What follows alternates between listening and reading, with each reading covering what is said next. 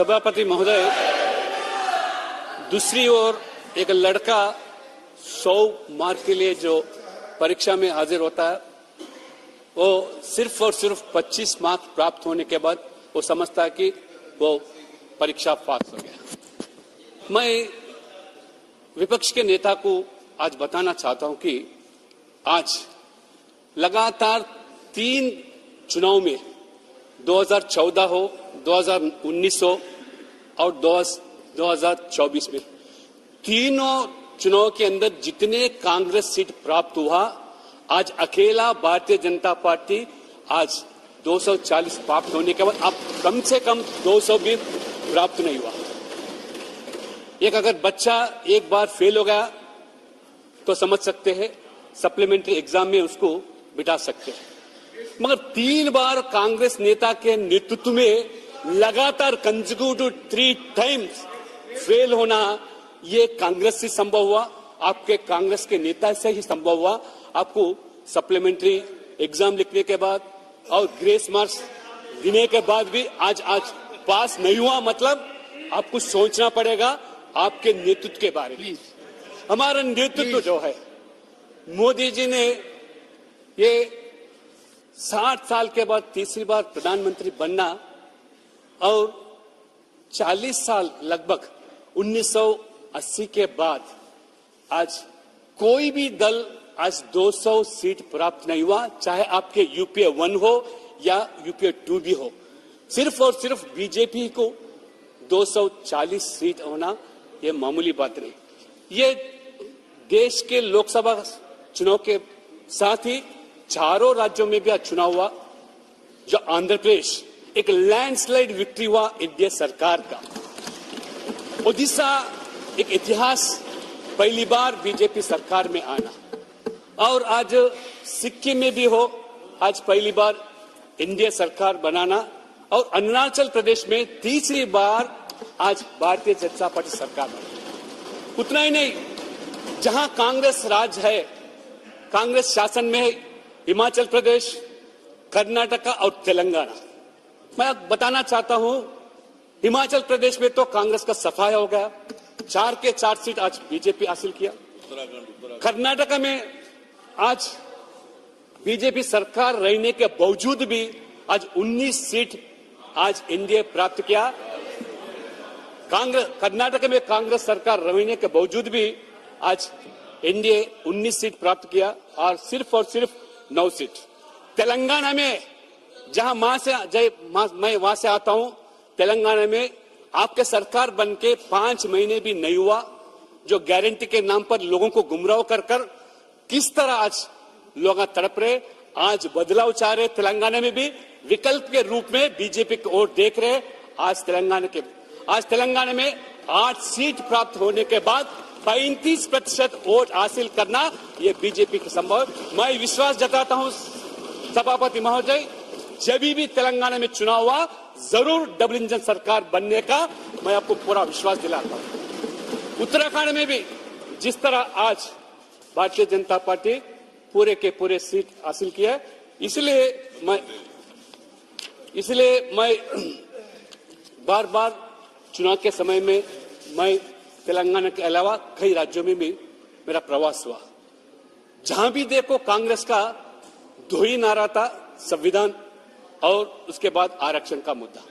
मैं पूछना चाहता हूं, आरक्षण के बारे में आज कांग्रेस का कोई नैतिक हक नहीं है आज बात करने की। मोदी जी सरकार आरक्षण के बारे में सिर्फ 10 साल के अंदर कोई आरक्षण घटा नहीं, बदला, और आज मोदी जी ने SC, ST, OBC के अलावा आज 33% महिलाओं के लिए आरक्षण दिया गया। ये मोदी जी सरकार, जो असंभव मानते थे आप, संभव करके दिखाया। आप 10 साल में यूपीए में रहने के बाद भी नहीं दिया, ये अलग आरक्षण दिया गया। उतना ही नहीं, SC, ST, OBC के अलावा सवर्णों के लिए जो गरीब परिवार के थे उनके आर्थिक रूप से उनको भी अलग आरक्षण दिया। उसके अलावा और 10% EWS को दिया गया। उतना ही नहीं, 70 साल से जो आरक्षण नहीं था, 370 धारा हटाने के बाद जम्मू कश्मीर में पहली बार SC, ST, OBC को आरक्षण दिया जा रहा, ये मोदी जी का सरकार। इसलिए मैं ज्यादा समय नहीं लेते हुए आप कितने प्रचार करें, दुष्प्रचार करें, आप फेक वीडियो बनाए। प्राइम मिनिस्टर का किस तरह फेक वीडियो बनाकर आज दुष्प्रचार करे चुनाव के समय में। उसके बाद गृह मंत्री के बाद ये आरक्षण के बारे में किस तरह आप फेक वीडियो बनाकर आपके कांग्रेस के सोशल हैंडल्स के माध्यम से दुष्प्रचार करने के बाद भी आज जनादेश आज एनडीए के ओर दिया गया।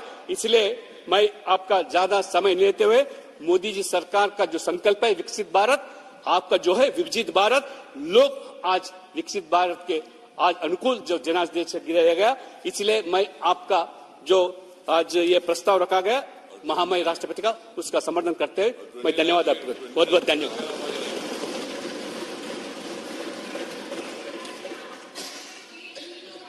प्लीज ऑनरेबल प्राइम मिनिस्टर प्रधानमंत्री टू रिप्लाई द डिस्कशन। चर्चा का उत्तर देंगे।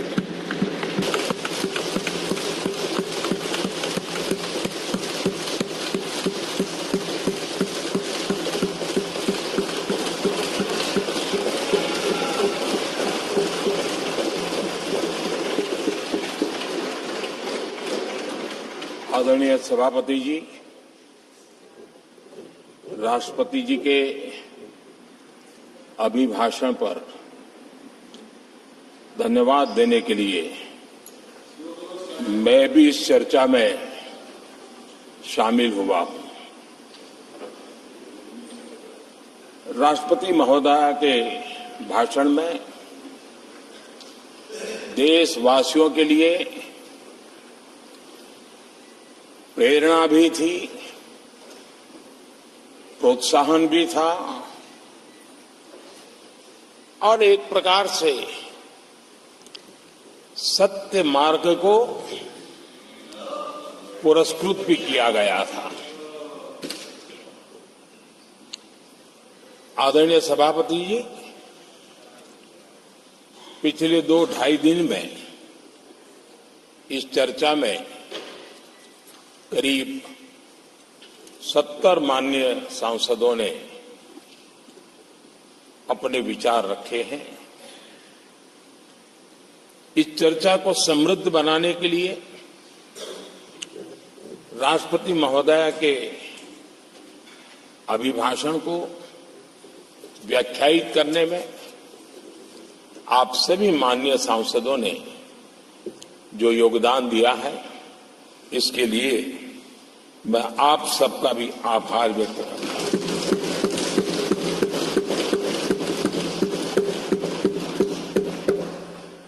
आदरणीय सभापति जी, भारत की आजादी के इतिहास में हमारी संसदीय लोकतांत्रिक यात्रा में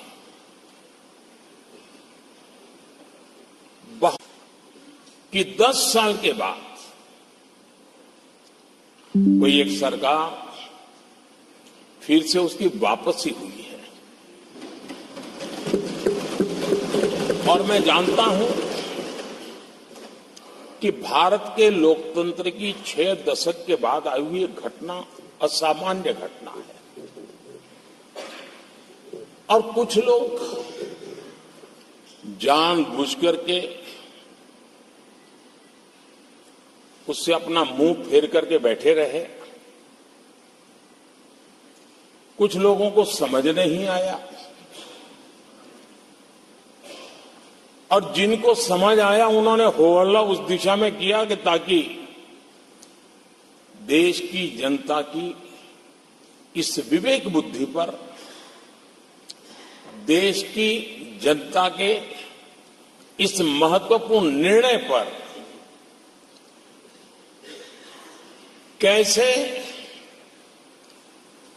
छाया कर दी जाए, कैसे उसको ब्लैकआउट किया जाए, इसकी कोशिश हुई।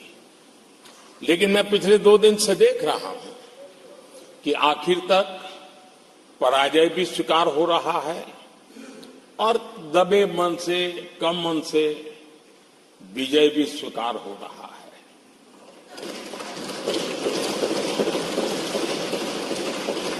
आदरणीय सभापति जी, कांग्रेस के हमारे कुछ साथियों को मैं हृदय से धन्यवाद करना चाहता हूं, क्योंकि नतीजे आए तब से हमारे एक साथी की तरफ से मैं देख रहा था, उनकी पार्टी उनको समर्थन तो नहीं करते थे, लेकिन अकेले झंडा लेकर दौड़ रहे थे। और मैं कहता हूं, वो जो कहते थे उनके मुंह में घी शक्कर। और ये मैं क्यों कह रहा हूं? क्योंकि उन्होंने बार बार ढोल पीटा था 1/3 सरकार। इससे बड़ा सत्य क्या हो सकता है कि हमारे 10 साल हुए हैं, 20 और बाकी है, 1/3 हुआ है, 1/3 हुआ है, 2/3 बाकी है। और इसलिए उनकी इस भविष्यवाणी को लिए मैं उनके मुंह में घी सकता।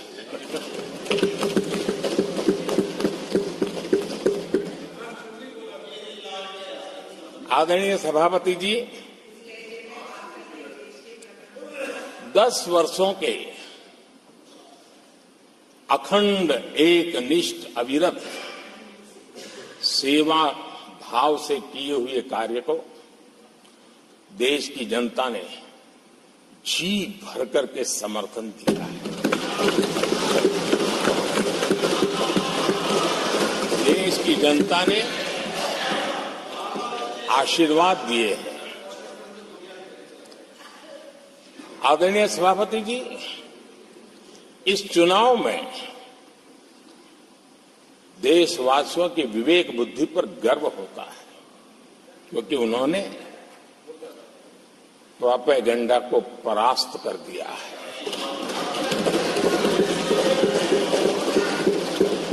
देश की जनता ने परफॉर्मेंस को प्राथमिकता दी है।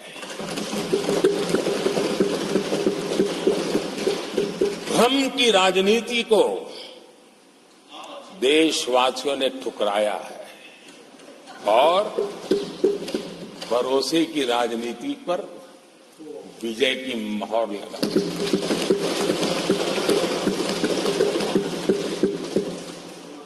आदरणीय सभापति जी, संविधान के 75वें वर्ष में हम प्रवेश कर रहे हैं। इस सदन के लिए भी ये पड़ाव विशेष है, क्योंकि इसे भी 75 साल हुए हैं और इसलिए एक सुभग संयोग है। आदरणीय सभापति जी, मेरे जैसे बहुत लोग हैं इस देश के सार्वजनिक जीवन में, जिनके परिवार में कोई गांव का सरपंच भी नहीं रहा है, गांव का प्रधान भी नहीं रहा है, राजनीति से कोई सरोकार नहीं रहा है, लेकिन आज अनेक महत्वपूर्ण पदों पर पहुंच करके देश की सेवा कर रहे हैं। और उसका कारण बाबा साहब आम्बेडकर ने जो संविधान दिया है, उसने हम जैसे लोगों को अवसर दिया है। और मेरे जैसे अनेक लोग हैं जिनको बाबा साहब आम्बेडकर द्वारा दिए गए संविधान के कारण यहां तक आने का अवसर मिला है और जनता जनार्दन ने उस पर मोहर लगाई, तीसरी बार आने का मौका मिल गया।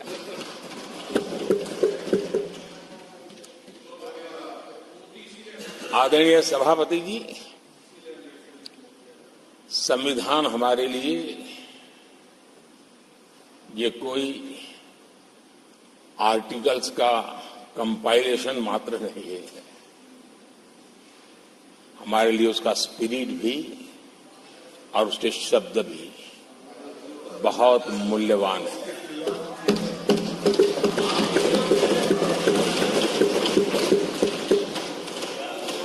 और हमारा मानना है कि किसी भी सरकार के लिए, किसी भी सरकार के नीति निर्धारण में, कार्यकलापों में हमारा संविधान लाइट हाउस का काम करता है, दिशा दर्शक का काम करता है, हमारा मार्गदर्शन करता है। आदरणीय सभापति जी, मुझे याद है मैंने जब लोकसभा में हमारी सरकार की तरफ से कहा गया कि हम 26 नवंबर को संविधान दिवस के रूप में मनाएंगे, तो मैं हैरान हूं जो आज संविधान की प्रत लेकर के कूदते रहते हैं, दुनिया में लहराते रहते हैं, उन लोगों ने विरोध किया था 26 जनवरी तो है, तो संविधान दिवस क्यों लाए? और आज संविधान दिवस के माध्यम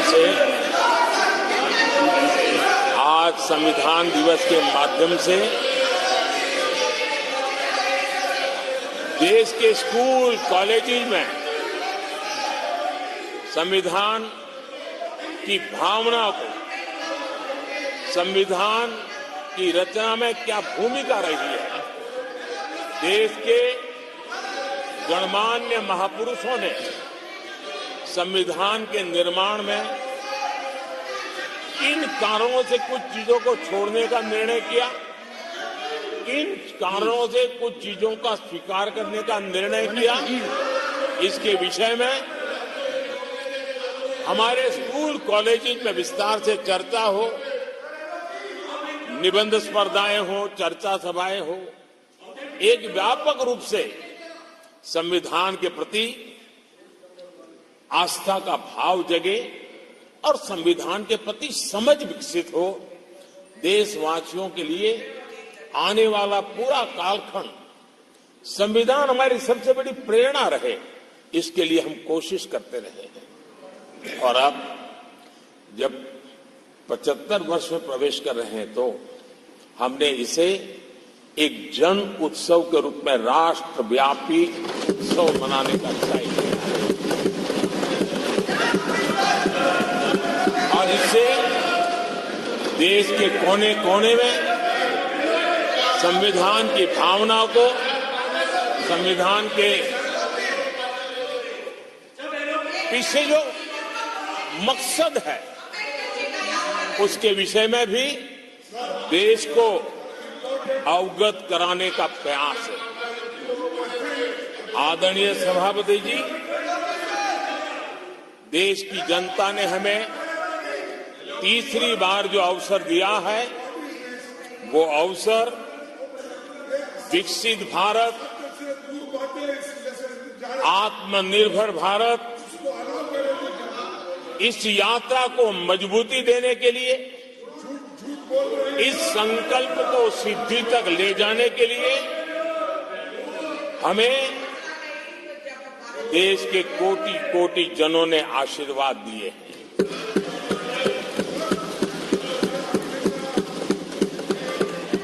आदरणीय सभापति जी, ये चुनाव 10 वर्ष की सिद्धियों पर तो मोहर है ही, लेकिन ये चुनाव भविष्य के संकल्पों के लिए भी देश की जनता ने हमें चुना, क्योंकि देश की जनता का एकमात्र भरोसा हम पर होने के कारण आने वाले सपनों को, संकल्पों को सिद्ध करने के लिए हमें अवसर दिया। आदरणीय सभापति जी, देश भली भांति जानता है, देश ने पिछले 10 वर्षों में हमारे देश की अर्थव्यवस्था को 10 नंबर से 5 नंबर पर पहुंचाने में सफलता पाई और जैसे जैसे नंबर निकटता की सिद्धि की ओर पहुंचता है, एक की तरफ पहुंचता है तो चुनौतियां भी बढ़ती है और कोरोना के कठिन कालखंड के बावजूद संघर्ष की वैश्विक परिस्थितियों के बावजूद तनाव के वातावरण के बावजूद भी हम हमारे देश की अर्थव्यवस्था को 10 नंबर से आज विश्व में 5 नंबर पर पहुंचाने में सफल हुए।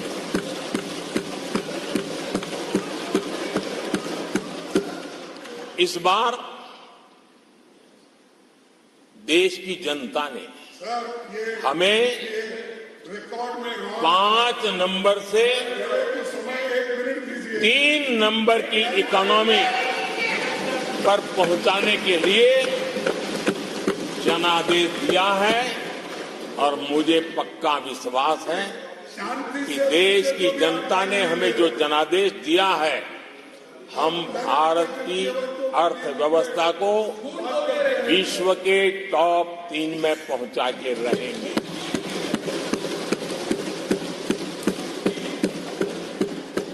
मैं जानता हूं आदरणीय सभापति जी, यहां कुछ ऐसे विद्वान हैं जो ये मानते हैं कि इसमें क्या है, ये तो होने ही वाला है, ये तो अपने आप तीसरे नंबर पे पहुंचने वाली है, ये तो अपने आप हो ही जाएगा, ऐसे विद्वान हैं। अब ये लोग ऐसे हैं जिन्होंने ऑटो पायलट मोड पर सरकार चलाने का या तो रिमोट पायलट पर सरकार चलाने का उनको आदी है, इसलिए वो कुछ करना धरने में विश्वास नहीं करते, वो कुछ करने धरने में विश्वास नहीं करते, वो इंतजार करना जानते हैं। लेकिन हम परिश्रम में कोई कमी नहीं रखेंगे।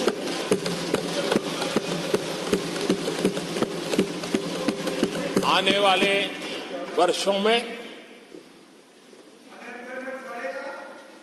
पिछले 10 वर्षों में हमने जो किया है उसको गति भी बढ़ाएंगे, उसका विस्तार भी बढ़ाएंगे और गहराई भी होगी, ऊंचाई भी होगी और हम इस संकल्प को पूरा करेंगे। आदरणीय सभापति जी, चुनाव के दरमियान मैं देशवासियों को कहता था कि जो 10 साल हमने काम किया है, हमारे जो सपने और संकल्प है उसके हिसाब से तो ये एपेटाइजर है, मेन कोर्स तो अभी शुरू हुआ।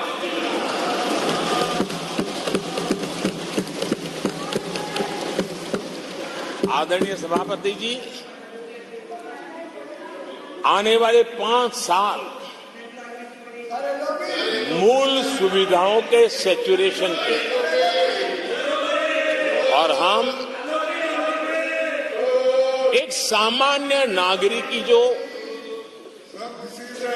रोजमर्रा की जिंदगी की आवश्यकताएं होती हैं, एक गरिमापूर्ण जीवन जीने के लिए जिन व्यवस्थाओं की, जिन सुविधाओं की, जिस प्रकार के गवर्नेंस की आवश्यकताएं होती हैं, हम इन मूलभूत सुविधाओं के सैचुरेशन का युग के रूप में उसको परिवर्तित करना चाहते हैं। आदरणीय सभापति जी, आने वाले 5 वर्ष गरीबों के खिलाफ निर्णायक लड़ाई के हैं। आने वाले 5 वर्ष गरीबी के खिलाफ गरीबों की लड़ाई, और मैं मानता हूं गरीब जब गरीबी के खिलाफ लड़ाई के लिए एक सामर्थ्य के साथ खड़ा हो जाता है तो गरीबों की गरीबी के खिलाफ की लड़ाई सफलता को प्राप्त करती है। और इसलिए आने वाले 5 साल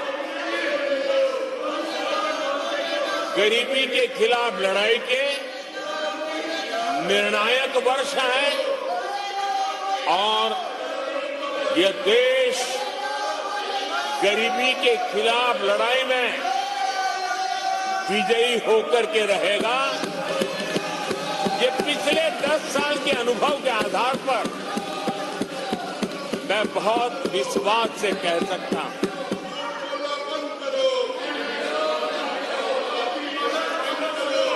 आदरणीय सभापति जी, जब देश दुनिया की तीसरी बड़ी इकोनॉमी बनेगा तो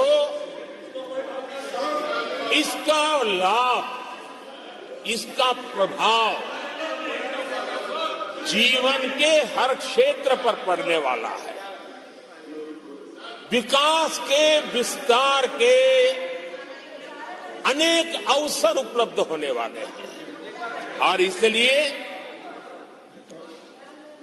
जब हम दुनिया की तीसरे नंबर की इकोनॉमी बनेंगे तब भारत के हर स्तर पर सकारात्मक प्रभाव तो होगा, लेकिन वैश्विक परिवेश में अभूतपूर्व प्रभाव पैदा होने वाला है।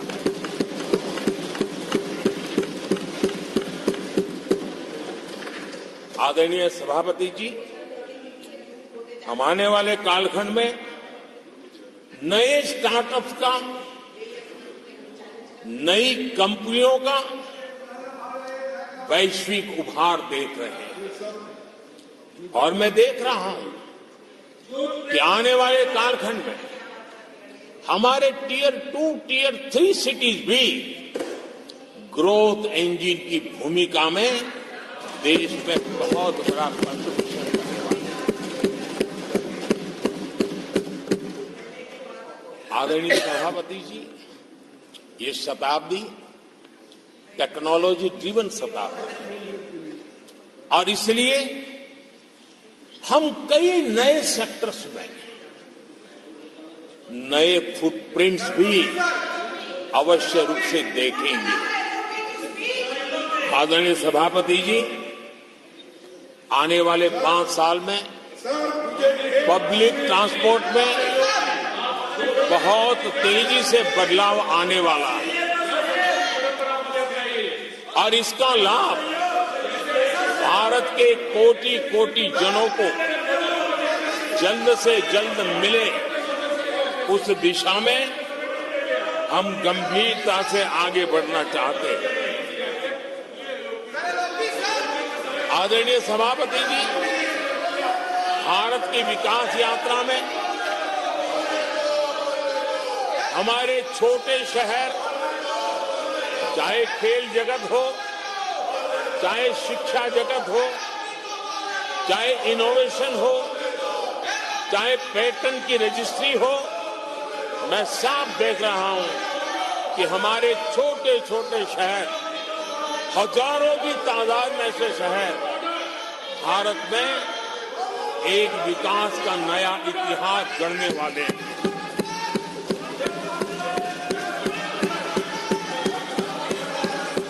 आदरणीय सभापति जी, मैंने पहले भी कहा है कि भारत के विकास यात्रा में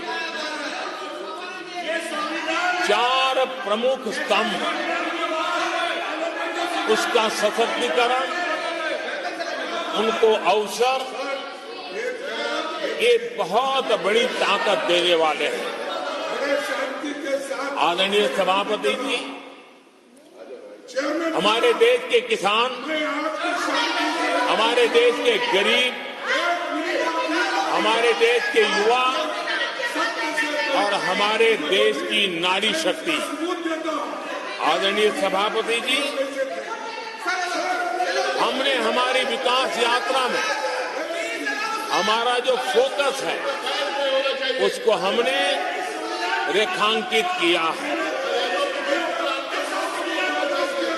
आदरणीय सभापति जी, यहां भी कई साथियों ने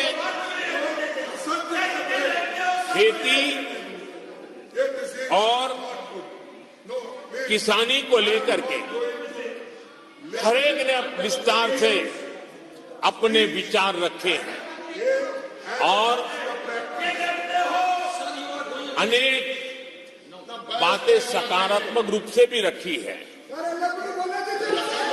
मैं किसानों को लेकर सभी सदस्यों को और उनकी भावनाओं का आदर करता हूं। बीते 10 वर्ष में हमारी खेती हर प्रकार से लाभकारी हो, किसान को लाभकारी हो, उस पर हमने हमारा ध्यान केंद्रित किया है और अनेक योजनाओं से उसको हमने ताकत देने का प्रयास किया है। चाहे फसल के लिए ऋण हो, लगातार नए बीज किसानों को उपलब्ध हो, आज की कीमत उचित हो और फसल बीमा का लाभ पहले की सारी मुसीबतें दूर कर देते किसानों को सरलता से उपलब्ध हो, ऐसी व्यवस्था है। चाहे एमएसपी पर खरीद की बात हो, हमने पुराने सारे रिकॉर्ड तोड़ करके किसानों को लाभ पहुंचाया। एक प्रकार से बीज से बाजार तक हमने किसानों के लिए हर व्यवस्था को बहुत माइक्रो प्लानिंग के साथ मजबूती देने का भरपूर भरसक प्रयास किया है और व्यवस्था को हमने चाक चौबंद किया है। आदरणीय सभापति जी, पहले हमारे देश में छोटे किसानों को किसान क्रेडिट कार्ड लोन पाना करीब करीब न के बराबर था, बहुत मुश्किल था, जबकि उनकी संख्या सबसे अधिक आज हमारी नीतियों के कारण, किसान क्रेडिट कार्ड के विस्तार के कारण, आदरणीय सभापति जी, हमने किसानी को एक व्यापक स्वरूप में देखा है और उस व्यापक स्वरूप में हमने किसान क्रेडिट कार्ड पशुपालकों को और मछुआरों को किसान क्रेडिट कार्ड का हमने लाभ मुहैया कराया है और इसके कारण हमारे किसानों का खेती के काम को, उसके विस्तार को भी मजबूती मिली। उस दिशा में भी हमने काम किया है। आदरणीय सभापति जी,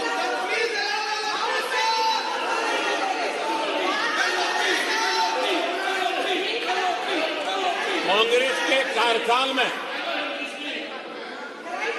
10 साल में एक बार किसानों की कर्ज माफी की बहुत डोल पीटे गए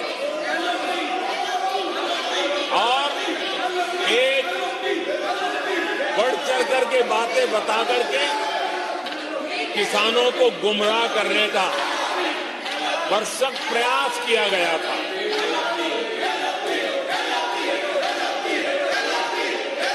और 60,000 करोड़ की कर्ज माफी उसका इतना हल्ला मचाया था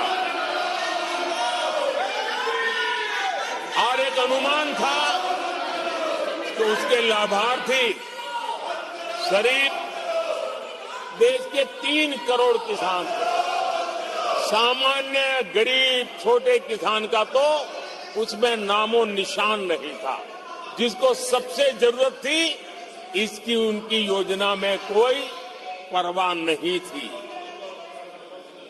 और उन तक कोई लाभ पहुंच भी नहीं पाया था। लेकिन आदरणीय सभापति जी, जब किसान कल्याण हमारी सरकार के हृदय में केंद्र में हो तो नीतियां कैसी बनती है, कल्याण कैसे होता है, लाभ कैसे पहुंचता है, उसका मैं इस सदन को उदाहरण देना चाहता हूं। आदरणीय सभापति जी, हमने प्रधानमंत्री किसान सम्मान योजना चलाई I have to और go by the PM rules. किसान सम्मान योजना का You are लाभ aware of the rules. आपको His नियमों की conduct is not जानकारी appropriate. है और ये आचरण सही नहीं है। 10 करोड़ किसानों को हुआ। मैं इसकी असंसदीय आचरण की भर्त्सना करता हूँ और मैं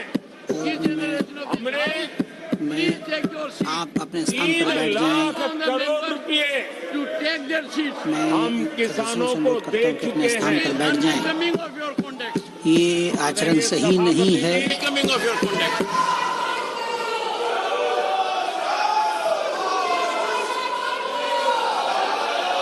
आदरणीय सभापति जी, देश देख रहा है, झूठ फैलाने वालों की सत्य सुनने की ताकत भी नहीं होती।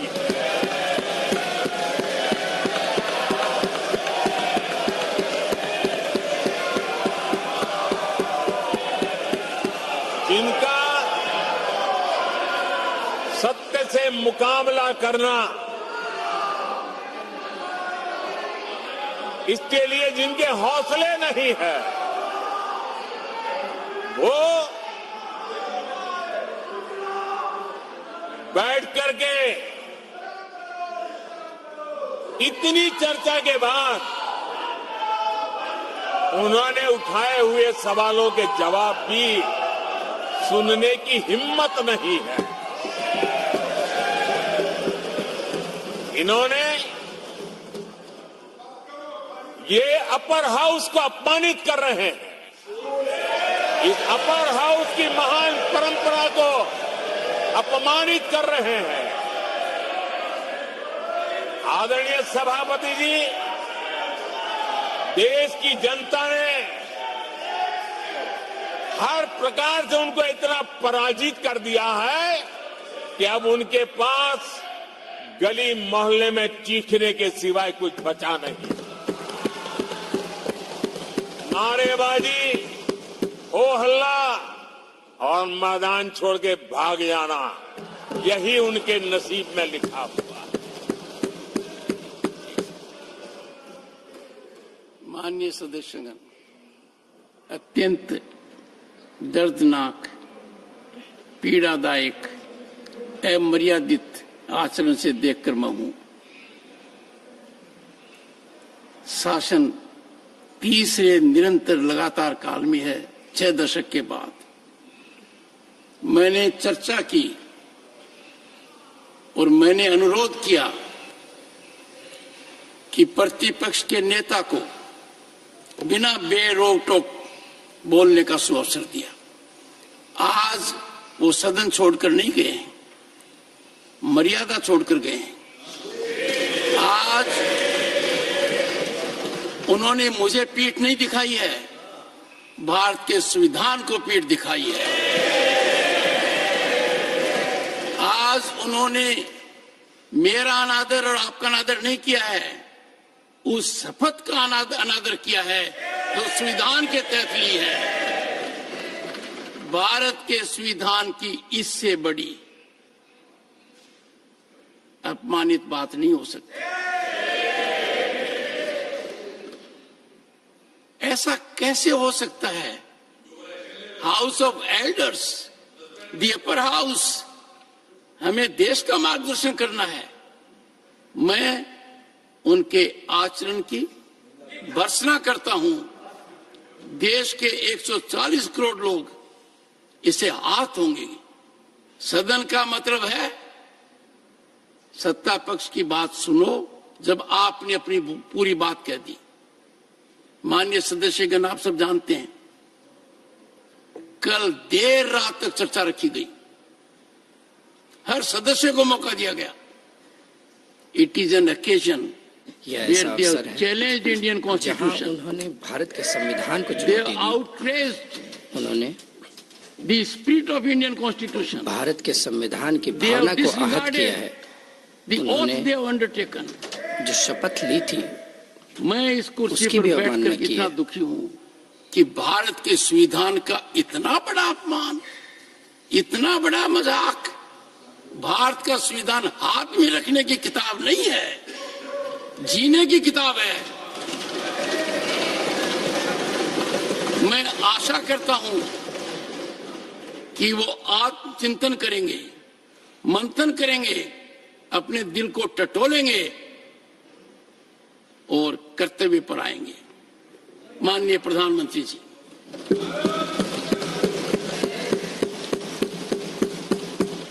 आदरणीय सभापति जी, आपकी वेदना मैं समझ सकता हूं। 140 करोड़ देशवासियों ने जो निर्णय दिया है, जो जनादेश दिया है, इसे ये पचा नहीं पा रहे हैं और कल उनकी सारी हरकतें फेल हो गई, तो आज उनका वो लड़ाई लड़ने का भी हौसला नहीं था और इसलिए वो मैदान छोड़ करके भाग गए। आदरणीय सभापति जी, मैं तो कर्तव्य से बंधा हुआ हूं और न ही मैं यहां कोई डिबेट पे स्कोर करने के लिए आया। मैं तो देश का सेवक हूं, देशवासियों को मेरा हिसाब देना है। देश की जनता को मेरे पल पल का हिसाब देना, मैं उसे अपना कर्तव्य मानता हूं।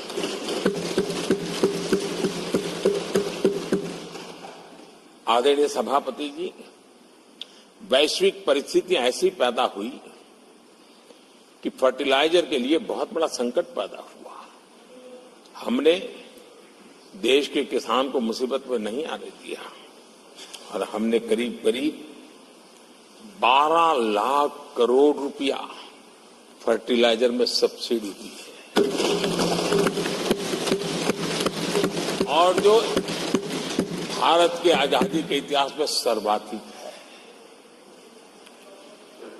है। और उसी का परिणाम है कि हमारे किसान को फर्टिलाइजर का इतना बड़ा बोझ उस तक हमने जाने नहीं दिया, सरकार ने अपने कंधे पर उसको उठा लिया है।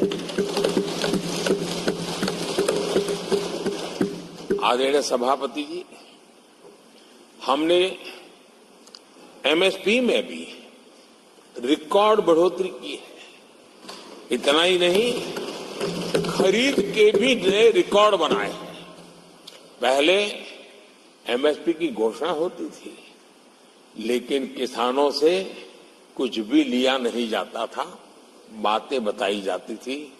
पहले की तुलना में अनेक गुना ज्यादा खरीदी कर करके हमने किसानों को सामर्थ्यवान बनाने का प्रयास किया।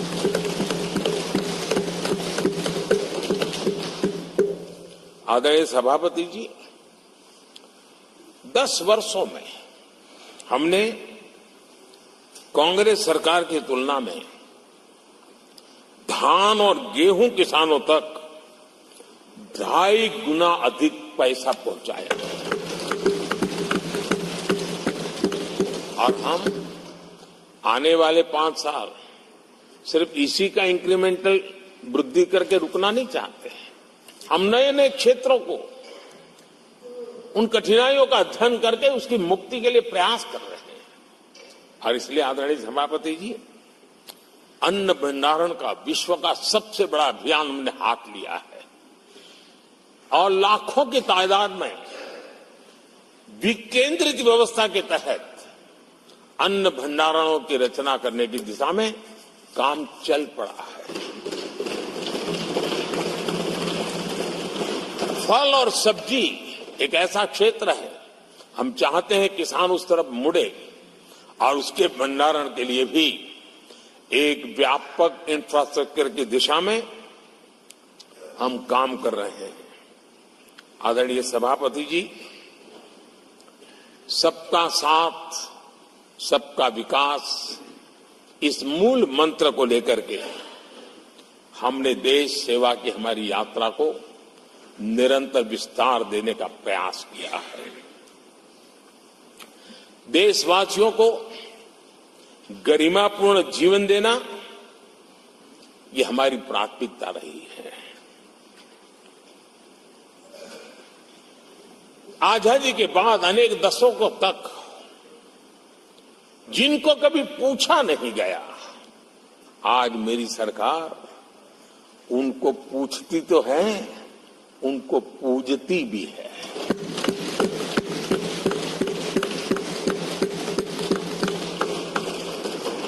हमारे दिव्यांग भाई बहनों के साथ हमने मिशन मोड में उनकी कठिनाइयों को समझ करके माइक्रो लेवल पर उसको एड्रेस करने का प्रयास किया है और व्यवस्थाएं विकसित करने का प्रयास किया है ताकि वे गरिमापूर्ण जीवन जी सकें और कम से कम किसी का सहारा उनको लेना पड़े, इस दिशा में हमने काम किया है। आदरणीय सभापति जी, हमारे समाज में किसी न किसी कारणवश एक उपेक्षित वर्ग, यानी एक प्रकार से समाज में बार बार हरदूत होने वाला वर्ग, वो ट्रांसजेंडर वर्ग है। हमारी सरकार ने ट्रांसजेंडर साथियों के लिए कानून बनाने का काम किया है और जब पश्चिम की दुनिया के लोग ये सुनते हैं तो उनको भी गर्व होता है, जब भारत इतना प्रोग्रेसिव है, भारत की तरफ बड़े गर्व की नजर से देखा जाता है। हमने उनको मुख्य धारा में लाने का प्रयास शुरू किया है। आपने देखा होगा पद्मा अवार्ड में भी ट्रांसजेंडर को अवसर देने में हमारी सरकार आगे आई है। आदरणीय सभापति जी, हमारे गुमंत जनजातीय समुदाय, हमारे गुमंत साथी, हमारे बंजारा परिवार, उनके लिए एक अलग कल्याण बोर्ड बनाया है ताकि उनकी आवश्यकताओं को हम एड्रेस कर सकें और उनको भी एक स्थायी, सुरक्षित और संभावनाओं वाला जीवन प्राप्त हो, उस दिशा में हम काम कर रहे हैं। आदरणीय सभापति जी, हम एक शब्द लगातार सुनते आए हैं, पीबीटीजी, पीबीटीजी, पीबीटीजी। हमारे जनजातीय समूह में ये सबसे पीछे रहा हुआ और आजादी के इतने सालों के बाद भी जिन्होंने उनको निकट से देखा होगा, पता चलता है कि कैसी हालत में जीते हैं। उनकी तरफ किसी ने नहीं देखा। हमने एक विशेष व्यवस्था की है और पीएम जनमन योजना के तहत 24,000 करोड़ रुपए, ये समुदाय बिखरा हुआ है, छोटी संख्या में है, वोट की उनकी ताकत नहीं है और यहां देश की परंपरा है जिसकी वोट की ताकत है उसी की चिंता करना, लेकिन समाज के ऐसे अति पिछड़े लोगों की कोई चिंता नहीं करता था। हमने वो चिंता की है क्योंकि हम वोट की राजनीति नहीं करते, हम विकास की राजनीति करते हैं। आदरणीय सभापति जी, हमारे देश में पारंपरिक पारिवारिक कौशल्य भारत की विकास यात्रा का और व्यवस्था का एक अंग रहा है। जो हमारा विश्वकर्मा समूह है, जिनके पास परंपरागत से हुनर है और जो समाज की आवश्यकताओं को पूरी करता है, लेकिन उनको कभी एड्रेस नहीं किया गया। हमने करीब करीब 13,000 करोड़ रुपए की योजना से विश्वकर्मा समुदाय को आधुनिकता की तरफ ले जाना, उनके अंदर प्रोफेशनलिज्म आए। आदरणीय सभापति जी, गरीबों के नाम पर बैंकों का राष्ट्रीयकरण तो कर दिया गया था, लेकिन मेरे रेहड़ी पटरी वालों को कभी बैंक के दरवाजे तक देखने की हिम्मत नहीं होती थी, हालत थी। पहली बार देश में पीएम स्वनिधि योजना के तहत रेहड़ी पटरी वालों की चिंता की गई है और आज वो ब्याज के कुचक्र से बाहर आकर के अपने परिश्रम से और ईमानदारी से जो रेहड़ी पटरी वालों को बैंकों से लोन मिले हैं, वे लगातार बैंक वाले भी खुश हैं, लेने वाले भी खुश हैं। और जो कल फुटपाथ पर रेहड़ी बैठता था, आज एक छोटी दुकान दिशा में बनाने की दिशा में आगे बढ़ रहा है। जो पहले खुद मजदूरी करता था, आज एक आध दो को रोजगार देने की दिशा में काम कर रहा है। और यही कारण है कि गरीब हो, दलित हो, पिछड़े हो, आदिवासी हो, महिला हो, उन्होंने हमारा भारी समर्थन किया है। आदरणीय सभापति जी, हम विमेन लेड डेवलपमेंट की बात करते हैं। दुनिया के प्रगतिशील देशों के लिए भी विमेन डेवलपमेंट तो बहुत स्वाभाविक स्वीकार करते हैं, लेकिन विमेन लेड डेवलपमेंट की बात करते हैं तो उनके भी उत्साह में थोड़ी कमी नजर आती है। ऐसे समय भारत ने नारा नहीं, निष्ठा के साथ विमेन लेड डेवलपमेंट की ओर कदम बढ़ाए और महिला सशक्तिकरण का लाभ आज दिख रहा है, हर क्षेत्र में दिख रहा है और भारत की विकास यात्रा में वो कंट्रीब्यूट कर रहा है। मैं आदरणीय सांसद सुधा मूर्ति जी का आभार व्यक्त करता हूं कि कल उन्होंने चर्चा में महिलाओं के आरोग्य के विषय पर बल दिया था और उसका महात्म्य क्या है, उसकी आवश्यकता क्या है, उस पर बड़े विस्तार से उन्होंने कहा था। और उन्होंने एक बात ये भी बड़ी इमोशनल बताई थी कि मां अगर चली गई तो उसका कोई उपाय नहीं होता, फिर नहीं मिल सकती। ये भी बड़ी भावात्मक बात उन्होंने बताया था। विमेन हेल्थ, सैनिटेशन, वेलनेस पर हमने 10 वर्षों में एक प्रायोरिटी सेक्टर के लिए आपने काम किया है। आदरणीय सभापति जी, टॉयलेट हो, सैनिटरी पैड्स हो, गैस कनेक्शन हो, प्रेगनेंसी के दौरान वैक्सीनेशन की व्यवस्था हो और इसका फायदा हमारे देश की माताओं बहनों को मिला है। आदरणीय सभापति जी, आरोग्य के साथ साथ महिलाएं आत्मनिर्भर बने, उस दिशा में भी हम लगातार काम कर रहे हैं। बीते वर्षों में हमने जो 4 करोड़ घर बनाए हैं, उसमें से ज्यादातर घर हमने महिलाओं के नाम पर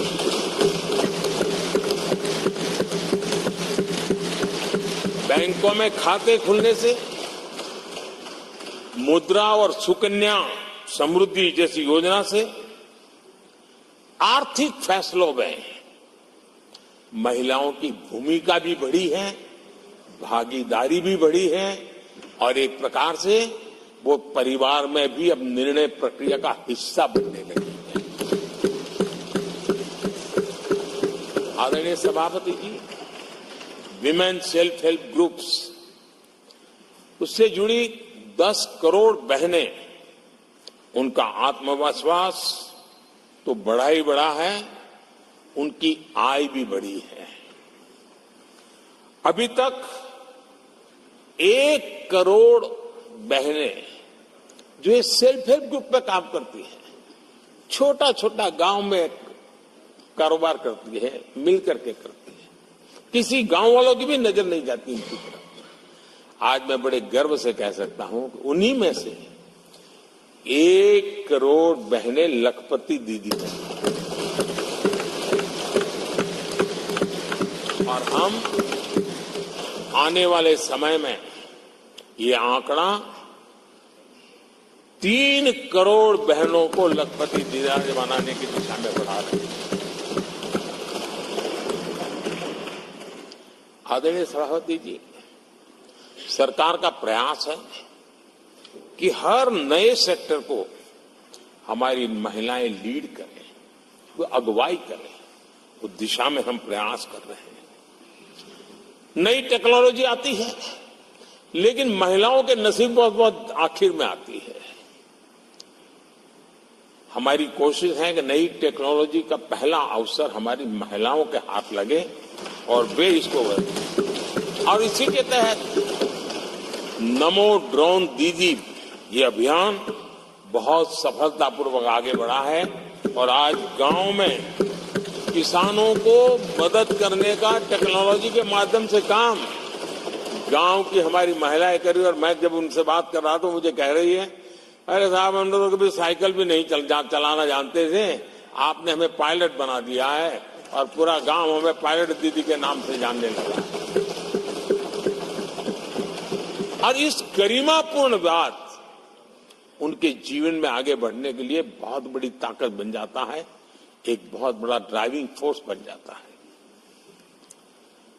आदरणीय सभापति जी, देश का दुर्भाग्य है कि ऐसे संवेदनशील मामलों में भी राजनीति जब होती है तब देशवासियों को, विशेषकर महिलाओं को अकल्प पीड़ा होती है। ये जो महिलाओं के साथ होते अत्याचार में विपक्ष का जो सिलेक्टिव रवैया है, ये सिलेक्टिव रवैया बहुत ही चिंताजनक है। आदरणीय सभापति जी, मैं आपके माध्यम से देश को बताना चाहता हूं,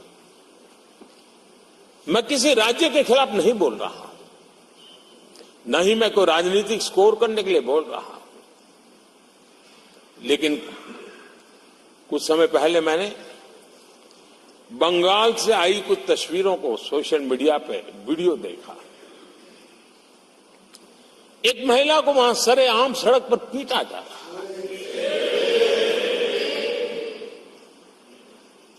वो बहन चीख रही है, लेकिन वहां खड़े हुए कोई उसकी मदद के लिए नहीं आ रहा है, वीडियो बनाने में लगे हुए हैं। और जो घटना संदेश खाली में हुई, जिसकी तस्वीरें रोंगटे खड़े करने वाली है, लेकिन बड़े बड़े दिग्गज मैं सुन रहा हूं कल से, इसके लिए पीड़ा उनके शब्दों में भी नहीं झलक रही है। इससे बड़ा शर्मिंदगी का दुखद चित्र क्या हो सकता है। और जो अपने आप को बहुत बड़े प्रगतिशील नारी नेता मानते हैं, वो भी मुंह पे ताले लगा करके बैठ गए, क्योंकि संबंध उनके राजनीतिक जीवन से जुड़े किसी दल से है या उस राज्य से है। और इसलिए आप महिलाओं पर हो रही पीड़ा को चुपचाप हो जाए। आदरणीय सभापति जी, मैं समझता हूं कि जिस प्रकार से दिग्गज लोग भी ऐसी बातों को नजरअंदाज करते हैं, तब देश को तो पीड़ा होती है, हमारी माताओं बहनों को ज्यादा पीड़ा होती है। आदरणीय सभापति जी, राजनीति इतनी सिलेक्टिव हो और जहां उनकी राजनीति को अनुकूल नहीं होता है तो इनको सांप सूंघ जाता है, ये बहुत चिंता का विषय है। आदरणीय सभापति जी, भारत की जनता ने तीसरी बार पूर्ण बहुमत की स्थिर सरकार चुनकर देश में तो स्थिरता और निरंतरता को तो आदेश दिया ही है, लेकिन इस चुनाव के नतीजों ने विश्व को आश्वस्त किया है। आदरणीय सभापति जी,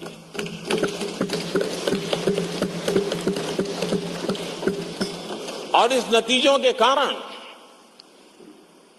भारत विश्व भर के निवेशकों के लिए एक बहुत बड़ा आकर्षण का केंद्र बनकर के उभर रहा है। इफ्स और बट्स का समय पूरा हो चुका और भारत में विदेश का निवेश भारत के नौजवानों के लिए रोजगार के नए अवसर लेके आता है। भारत के युवाओं की टैलेंट को विश्व के मंच पर ले जाने का एक अवसर बन जाता है। आदरणीय सभापति जी, honourable prime minister, honourable members, माननीय प्रधानमंत्री जी, वह इफ द हाउस एग्रीज जारी है। The lunch hour may be dismissed with to conclude the तो discussion. हम Do I have the lunch के leave of the समय house to भी dispense इस with the चर्चा lunch को hour करें। today? क्या सबके सहमति है? ऑनरेबल प्राइम जी, मिनिस्टर, माननीय प्रधानमंत्री जी, आपने मुझे भी एक मौका दिया है जो मेरे से पहले एक चेयरमैन को ही मिला है, to listen to the prime minister कि वे in his प्रधानमंत्री जी third को term, सुने replying तीसरी to the बार president's जब वो राष्ट्रपति के अभिभाषण पर उत्तर दे रहे हैं। और आपसे इंस्पिरेशन लेकर आप देखिए, टेबल के ऊपर हमने पुरुषों का 1/3 रिजर्वेशन कर दिया है। ऑनरेबल प्राइम मिनिस्टर, आदरणीय सभापति जी, वैश्विक अर्थव्यवस्थाओं में संतुलन जो चाहते हैं, उनका भारत का ये विजय उनके लिए एक बहुत बड़ी नई आशा लेकर के आया है। आज विश्व पारदर्शिता पर भरोसा करती है और भारत उसके लिए एक बहुत ही श्रेष्ठ भूमि के रूप में उभर रहा है। आदरणीय सभापति जी, इस चुनाव नतीजों से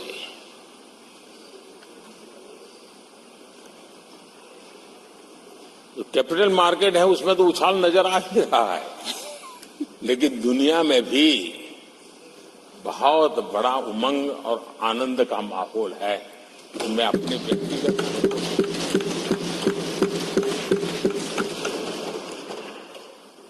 लेकिन इस बीच हमारे कांग्रेस के लोग भी खुशी में मगन हैं। मैं समझ नहीं पाता हूं कि ये खुशी का कारण क्या है,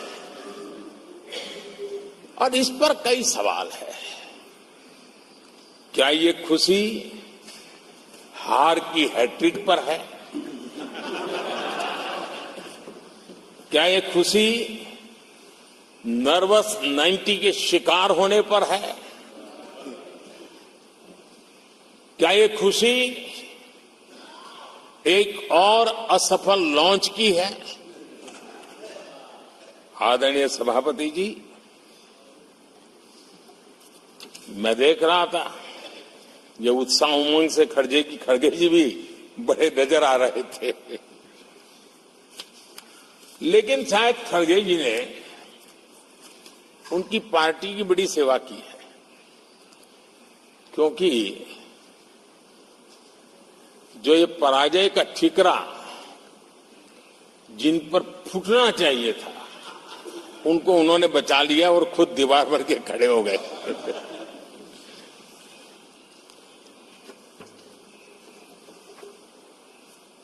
और कांग्रेस का रवैया ऐसा रहा है कि जब जब ऐसी परिस्थिति आती है तो दलित को, पिछड़े को ही ये मार झेलनी पड़ती है और वो परिवार बच निकल जाता है। इसमें भी यही नजर आ रहा है। इन दिनों आपने देखा होगा लोकसभा में स्पीकर के चुनाव का मसला हुआ, उसमें भी पराजय तो तय थी, लेकिन आगे किसको किया? तो एक दलित को बड़ी चलाने के लिए खेल खेला उन्होंने। उनको मालूम था कि वो पराजित होने वाले, लेकिन उन्हीं को आगे किया। राष्ट्रपति उपराष्ट्रपति पद के चुनाव थे तो 2022 में उन्होंने उपराष्ट्रपति पद के लिए सुशील कुमार शिंदे जी को आगे किया, उनको मरवा दिया। दलित मरे, उनका कुछ जाता नहीं है। 2017 में हार तय थी तो उन्होंने मीरा कुमार को लगा दिया। पराजय हुआ, उनको पराजय झेलना पड़ा। कांग्रेस की एससी, एसटी, ओबीसी ये विरोधी मानसिकता है, जिसके कारण ये पूर्व राष्ट्रपति श्री रामनाथ कोविंद जी का अपमान करते रहे। इसी मानसिकता के कारण देश की पहली आदिवासी महिला राष्ट्रपति को भी उन्होंने अपमानित करना, विरोध करने में कोई कमी नहीं दी और ऐसे शब्दों का प्रयोग किया जो कोई नहीं कर सकता है। आदरणीय सभापति जी, ये संसद, ये उच्च सदन सार्थक वाद विवाद संवाद और इस मनोमंथन में से अमृत निकाल करके देशवासियों देने के लिए है। ये देश का सबसे बड़ा मंच माना जाएगा। लेकिन जब मैंने कई वरिष्ठ नेताओं की बातें सुनी पिछले 2 दिन में,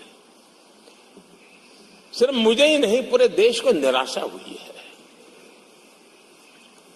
यहां कहा गया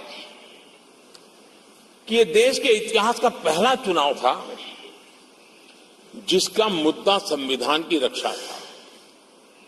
मैं जरा उन्हें याद कराना चाहता हूं, क्या अब भी एक फेक नैरेटिव चलाते रहोगे क्या?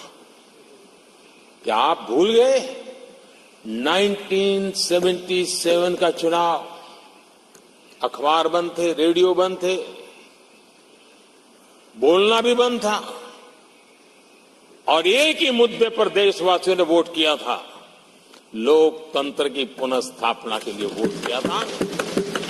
संविधान की रक्षा के लिए पूरे विश्व में इससे बड़ा कोई चुनाव नहीं हुआ है और भारत के लोगों की रगों में लोकतंत्र किस प्रकार से जीवित है वो 1977 के चुनाव ने दिखा दिया।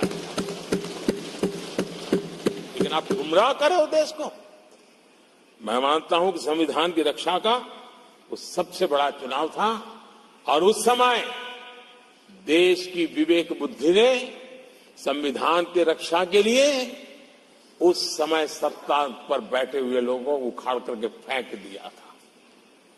और इस बार अगर संविधान की रक्षा का चुनाव था तो देशवासियों ने संविधान की रक्षा के लिए हमें योग्य पाया है। संविधान की रक्षा के लिए देशवासियों को हम पर भरोसा है। कहां अगर संविधान की रक्षा को कोई कर सकता है तो यही लोग कर सकते हैं और देशवासियों ने हमें जनादेश दिया है। आदरणीय सभापति जी,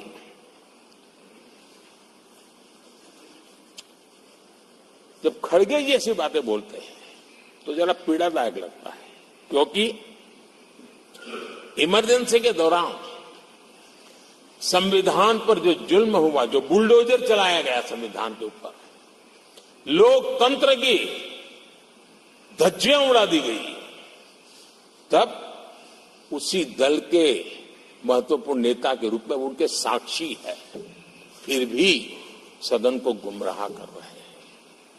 आदरणीय सभापति जी, आपातकाल को मैंने बहुत निकट से देखा है। करोड़ों लोगों को कल्पना भार की यातनाएं दी गई है, उनका जीना मुश्किल कर दिया गया था और जो संसद के अंदर होता था वो तो रिकॉर्ड पर है। भारत के संविधान की बातें करने वालों को मैं पूछता हूं, जब आपने लोकसभा को 7 साल चलाया था, लोकसभा का कार्यकाल 5 साल है, वो कौन सा संविधान था जिसको लेकर के आपने 7 साल तक सत्ता की मौज ली और लोगों पर जुल्म करते रहे? और आप संविधान हमें सिखाते हो? आदरणीय सभापति जी,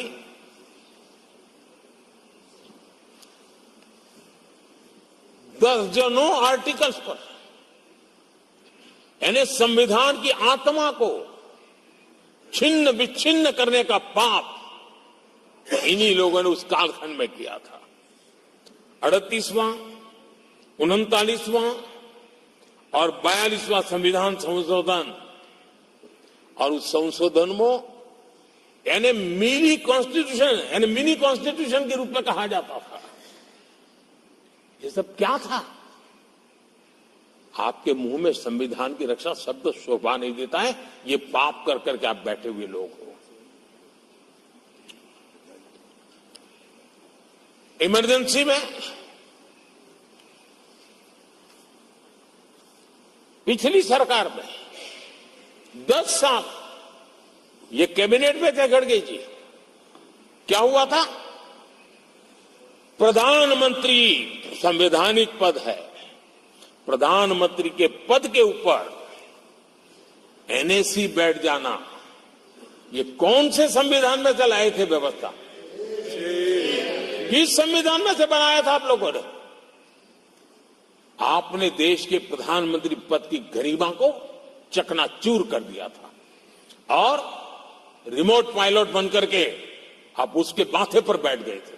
कौन सा संविधान आपको अनुमति देता है? आदरणीय सभापति जी, जरा ये बताएं हमको, वो कौन सा संविधान है जो एक सांसद को कैबिनेट के निर्णय को सार्वजनिक रूप से फाड़ देने का हक दे देता है? वो कौन सा संविधान था? किस हैसियत से बना गया था? आदरणीय सभापति जी, हमारे देश में लिखित रूप में प्रोटोकॉल की व्यवस्था है। राष्ट्रपति, उपराष्ट्रपति, प्रधानमंत्री, स्पीकर सब कैसे कहां होते हैं? कोई मुझे बताएं कि संविधान की मर्यादाओं को तार तार करके प्रोटोकॉल में एक परिवार को प्राथमिकता कैसे दी जाती थी? कौन सा संविधान था? संवैधानिक पदों पर बैठे हुए लोगों बाद में, एक परिवार के लोग पहले। कौन से संविधान की मर्यादा रखी थी आपने? और आज संविधान की बातें करते हैं, संविधान लहराते हैं, जय संविधान कहते हैं। अरे आप लोग तो India is Indira, Indira is India के नारे लगा करके जिए हो। आपको संविधान की कोई आदर भाव कभी व्यक्त कर नहीं पाए हो। आदरणीय सभापति जी, मैं बहुत गंभीरता से कह रहा हूं कि देश में कांग्रेस संविधान की सबसे बड़ी विरोधी है। उसके जहन में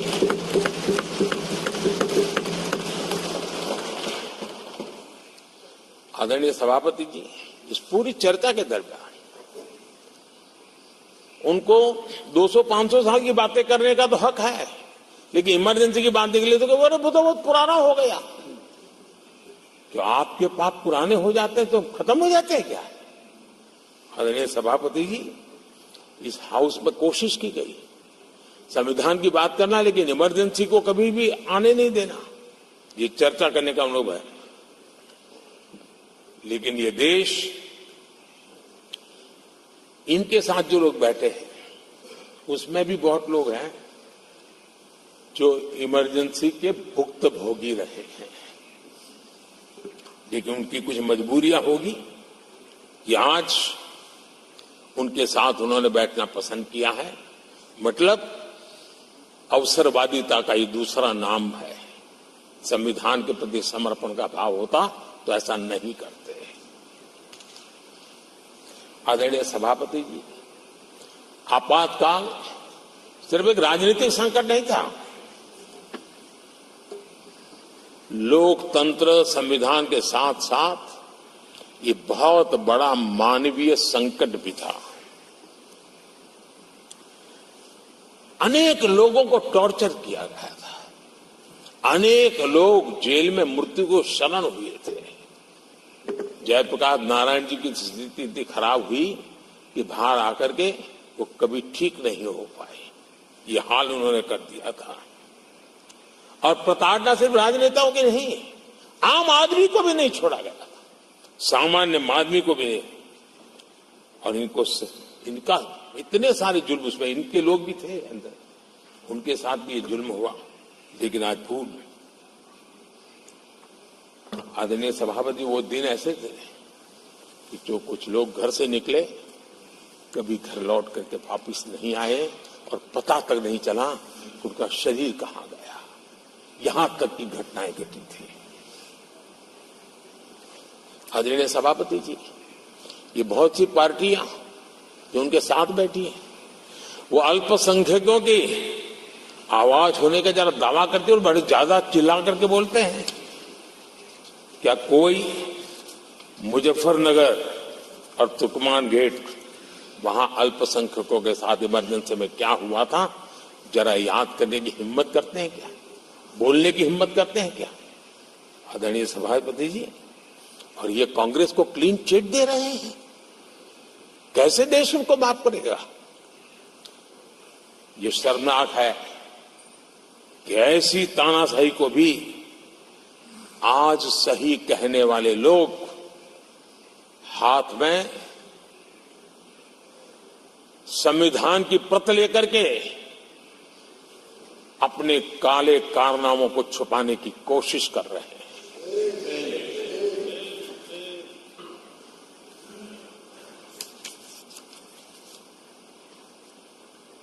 आदरणीय सभापति जी, उस समय कई अलग छोटे छोटे राजनीतिक दल थे, ये इमरजेंसी के खिलाफ लड़ाई के मैदान में उतरे थे और धीरे धीरे उन्होंने अपनी जमीन बनाई थी। आज वो कांग्रेस का सहयोग कर रहे हैं। और मैंने कल लोकसभा में कहा था, अब कांग्रेस का परजीवी युग शुरू हुआ है। ये परजीवी कांग्रेस है, जहां वो खुद अकेले लड़े वहां उनका स्ट्राइक रेट शर्मजनक है, और जहां किसी के सहारे, किसी के कंधे पर बैठने का मौका मिला, वहीं पर से बच करके आए हैं। देश की जनता ने आज भी उनको स्वीकार नहीं किया है, वो किसी की आड़ में आए हैं। ये कांग्रेस परजीवी है, किसी और के कारण सहयोगी दलों के वोट खा करके वो जरा फली फूली है ऐसा दिखता है। और कांग्रेस का परजीवी होने का कारण उनके अपने कारनामों से है। वे देश की जनता का विश्वास नहीं लेता है, वो जोड़ तोड़ करके बचने का रास्ता खोज रहे हैं। जनता जनार्दन का विश्वास जीतने के लिए इनके पास कुछ नहीं है, इसलिए फेक नैरेटिव के द्वारा, फेक वीडियो के द्वारा देश को भ्रमित करके, गुमराह करके अपने कारनामे करने की आदत है। आदरणीय सभापति जी, इस सदन में,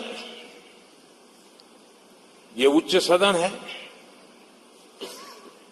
यहां विकास के विजन पर चर्चा होना स्वाभाविक अपेक्षित है, लेकिन भ्रष्टाचार के गंभीर आरोपों से घिरे लोग, ये कांग्रेस वाले भ्रष्टाचारी बचाओ आंदोलन चलाने लग गए हैं बेशर्मी के साथ।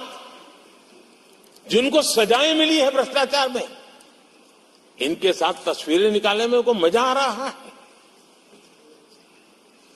पहले ये लोग हमको पूछते थे, बातें तो बड़ी करते थे, भ्रष्टाचारियों पर कार्रवाई क्यों नहीं होती है? और जब भ्रष्टाचारी जेल जा रहे हैं तो हंगामा कर रहे हैं। क्या आप लोगों को जेल क्या भेज रहे हो? आदरणीय सभापति जी, यहां चर्चा के दौरान केंद्र की जांच एजेंसियों पर आरोप लगाए गए हैं। जांच एजेंसियों का ये सरकार दुरुपयोग कर रही है, ऐसा कहा गया है। आदरणीय सभापति जी, अब आप मुझे बताइए, भ्रष्टाचार करे आप, शराब घोटाला करे आप, बच्चों के क्लास के बनाने में घोटाला करे आप, पानी तक में घोटाला करे आप, आपकी शिकायत करे कांग्रेस, आपको कोर्ट में घसीट करके ले जाए कांग्रेस, और अब कार्रवाई हो तो गाली दे मोदी को।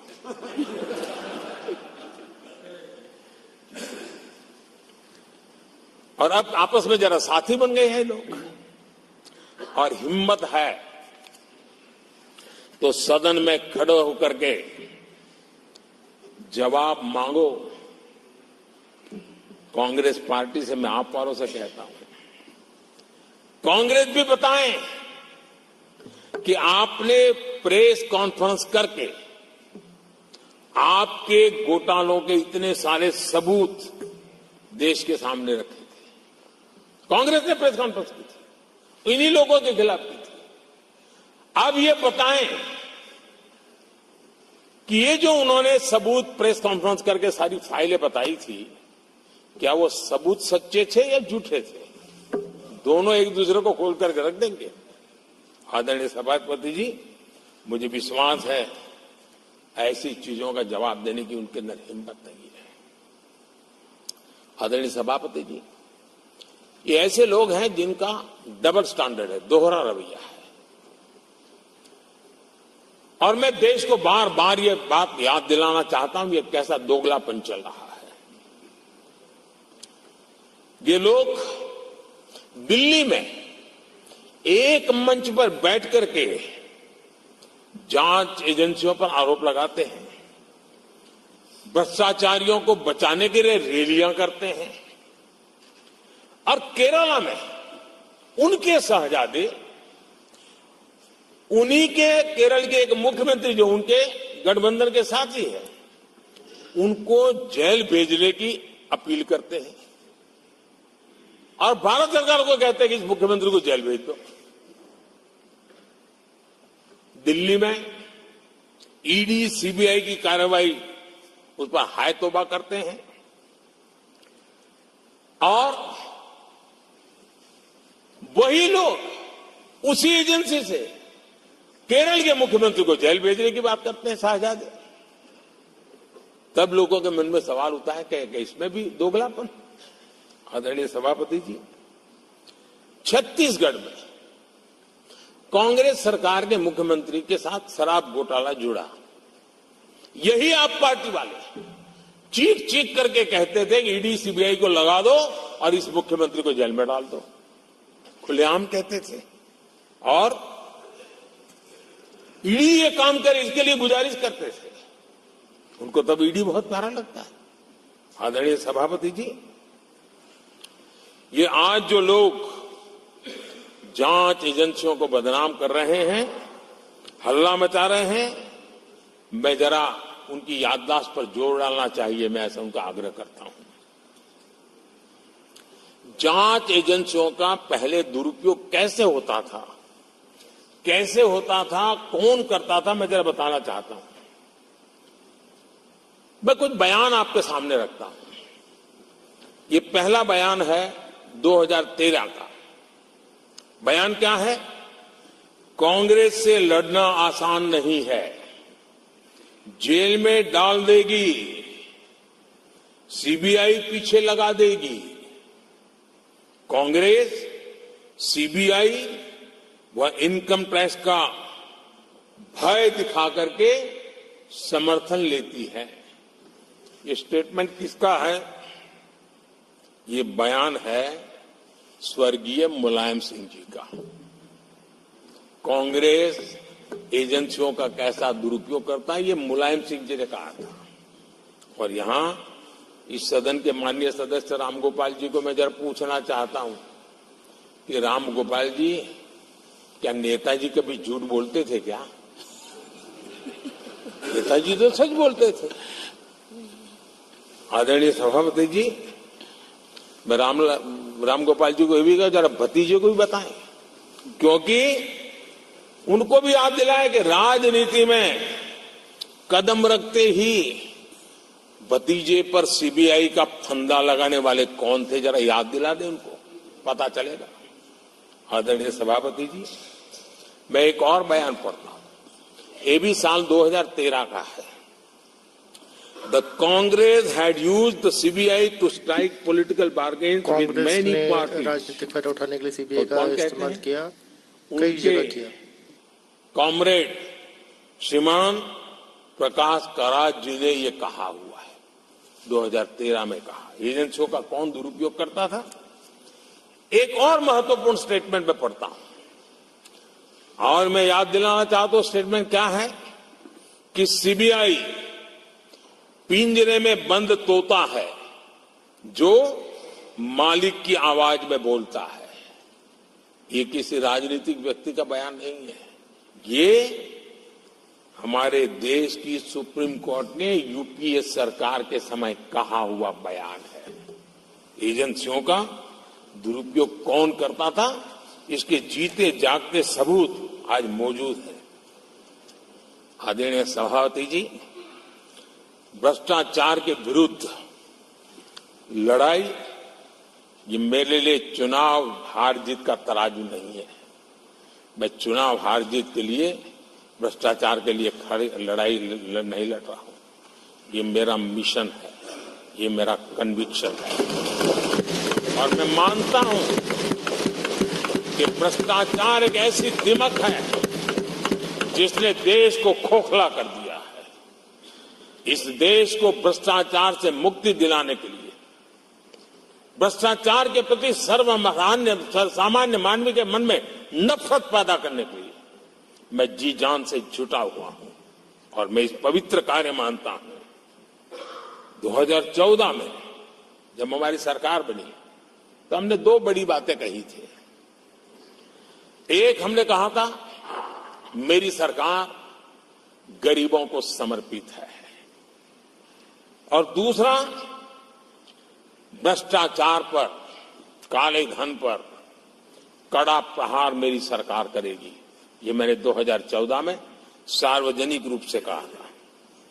इसी ध्येय को लेकर के एक तरफ गरीबों के कल्याण के लिए विश्व की सबसे बड़ी कल्याण योजना हम चला रहे हैं, गरीब कल्याण योजना चला रहे हैं।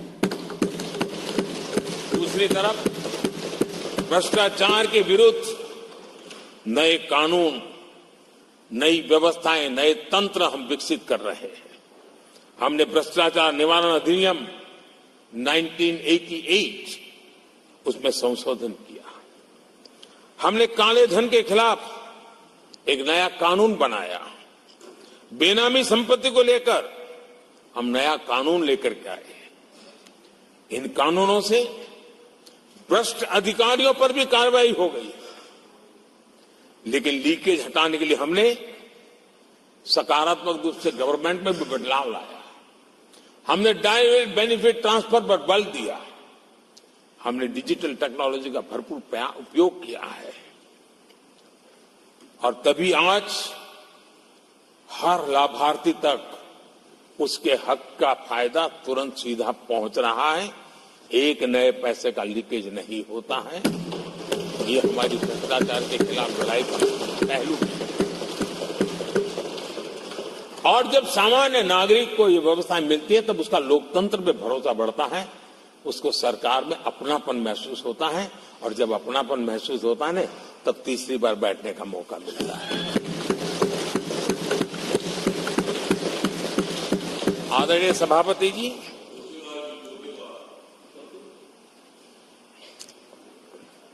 मैं निसंकोच रूप से कहना चाहता हूं, लाग लपेट नहीं रखता हूं, और मैं देशवासियों को भी कहना चाहता हूं कि मैंने एजेंसियों को भ्रष्टाचार और भ्रष्टाचारियों पर कड़ों से कठोर कार्रवाई करने के लिए खुली छूट दे के रखी है।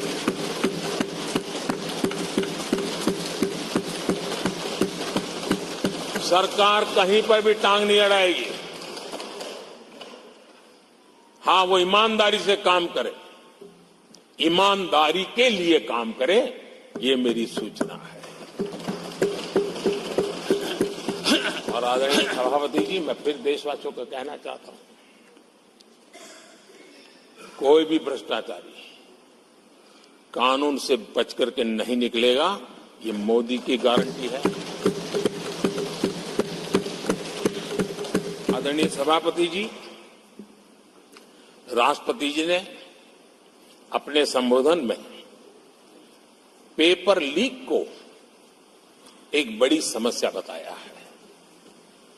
मेरी अपेक्षा थी कि सारे दल दलीय राजनीति से ऊपर उठकर इस पर अपनी बात रखते, लेकिन दुर्भाग्य से इतना संवेदनशील महत्वपूर्ण मुद्दा भी, मेरे देश के नौजवानों के भविष्य के साथ जुड़ा मुद्दा भी इन्होंने राजनीति के भेंट चढ़ा दिया। इससे बड़ा दुर्भाग्य क्या हो सकता है। मैं देश के नौजवानों को आश्वस्त करता हूं कि आपको धोखा देने वालों को ये सरकार छोड़ने वाली नहीं है। मेरे देश के नौजवानों के भविष्य के साथ खिलवाड़ करने वालों को सख्त से सख्त सजा मिले, इसके लिए एक के बाद एक एक्शन लिए जा रहे हैं।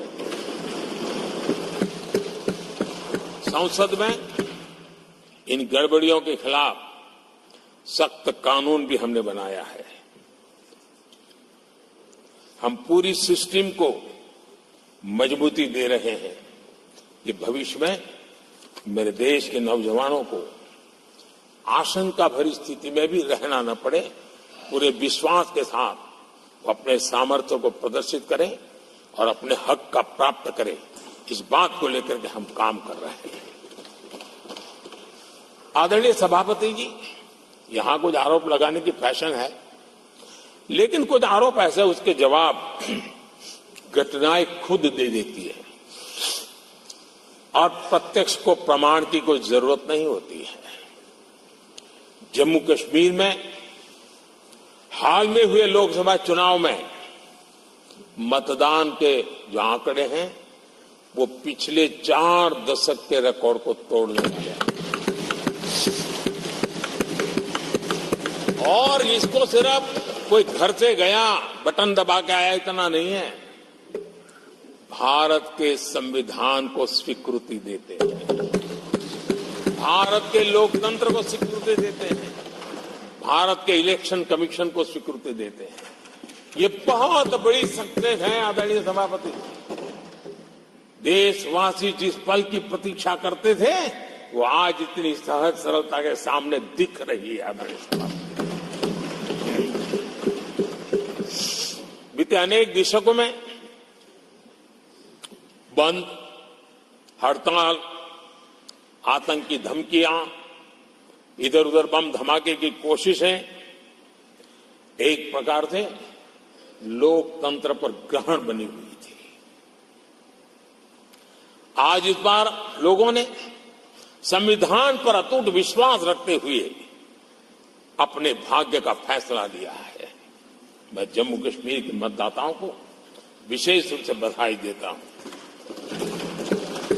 आदरणीय सभापति जी, जम्मू कश्मीर में आतंकवाद से हमारी लड़ाई एक प्रकार से अंतिम दौर में है, अंतिम चरण में है।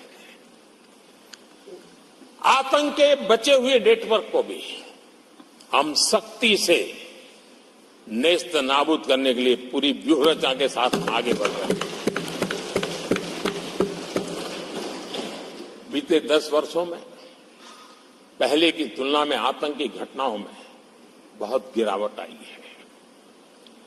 अब पत्थरबाजी की खबरें भी शायद ही किसी कोने में एक आध बार आ जाए तो आ जाए। अब जम्मू कश्मीर में आतंक और अलगाव खत्म हो रहा है और इस लड़ाई में जम्मू कश्मीर के नागरिक हमारी मदद कर रहे हैं, नेतृत्व कर रहे हैं। ये सबसे जरा विश्वास पैदा करने वाली बात है। आज वहां टूरिज्म नए रिकॉर्ड बना रहा है, निवेश बढ़ रहा है।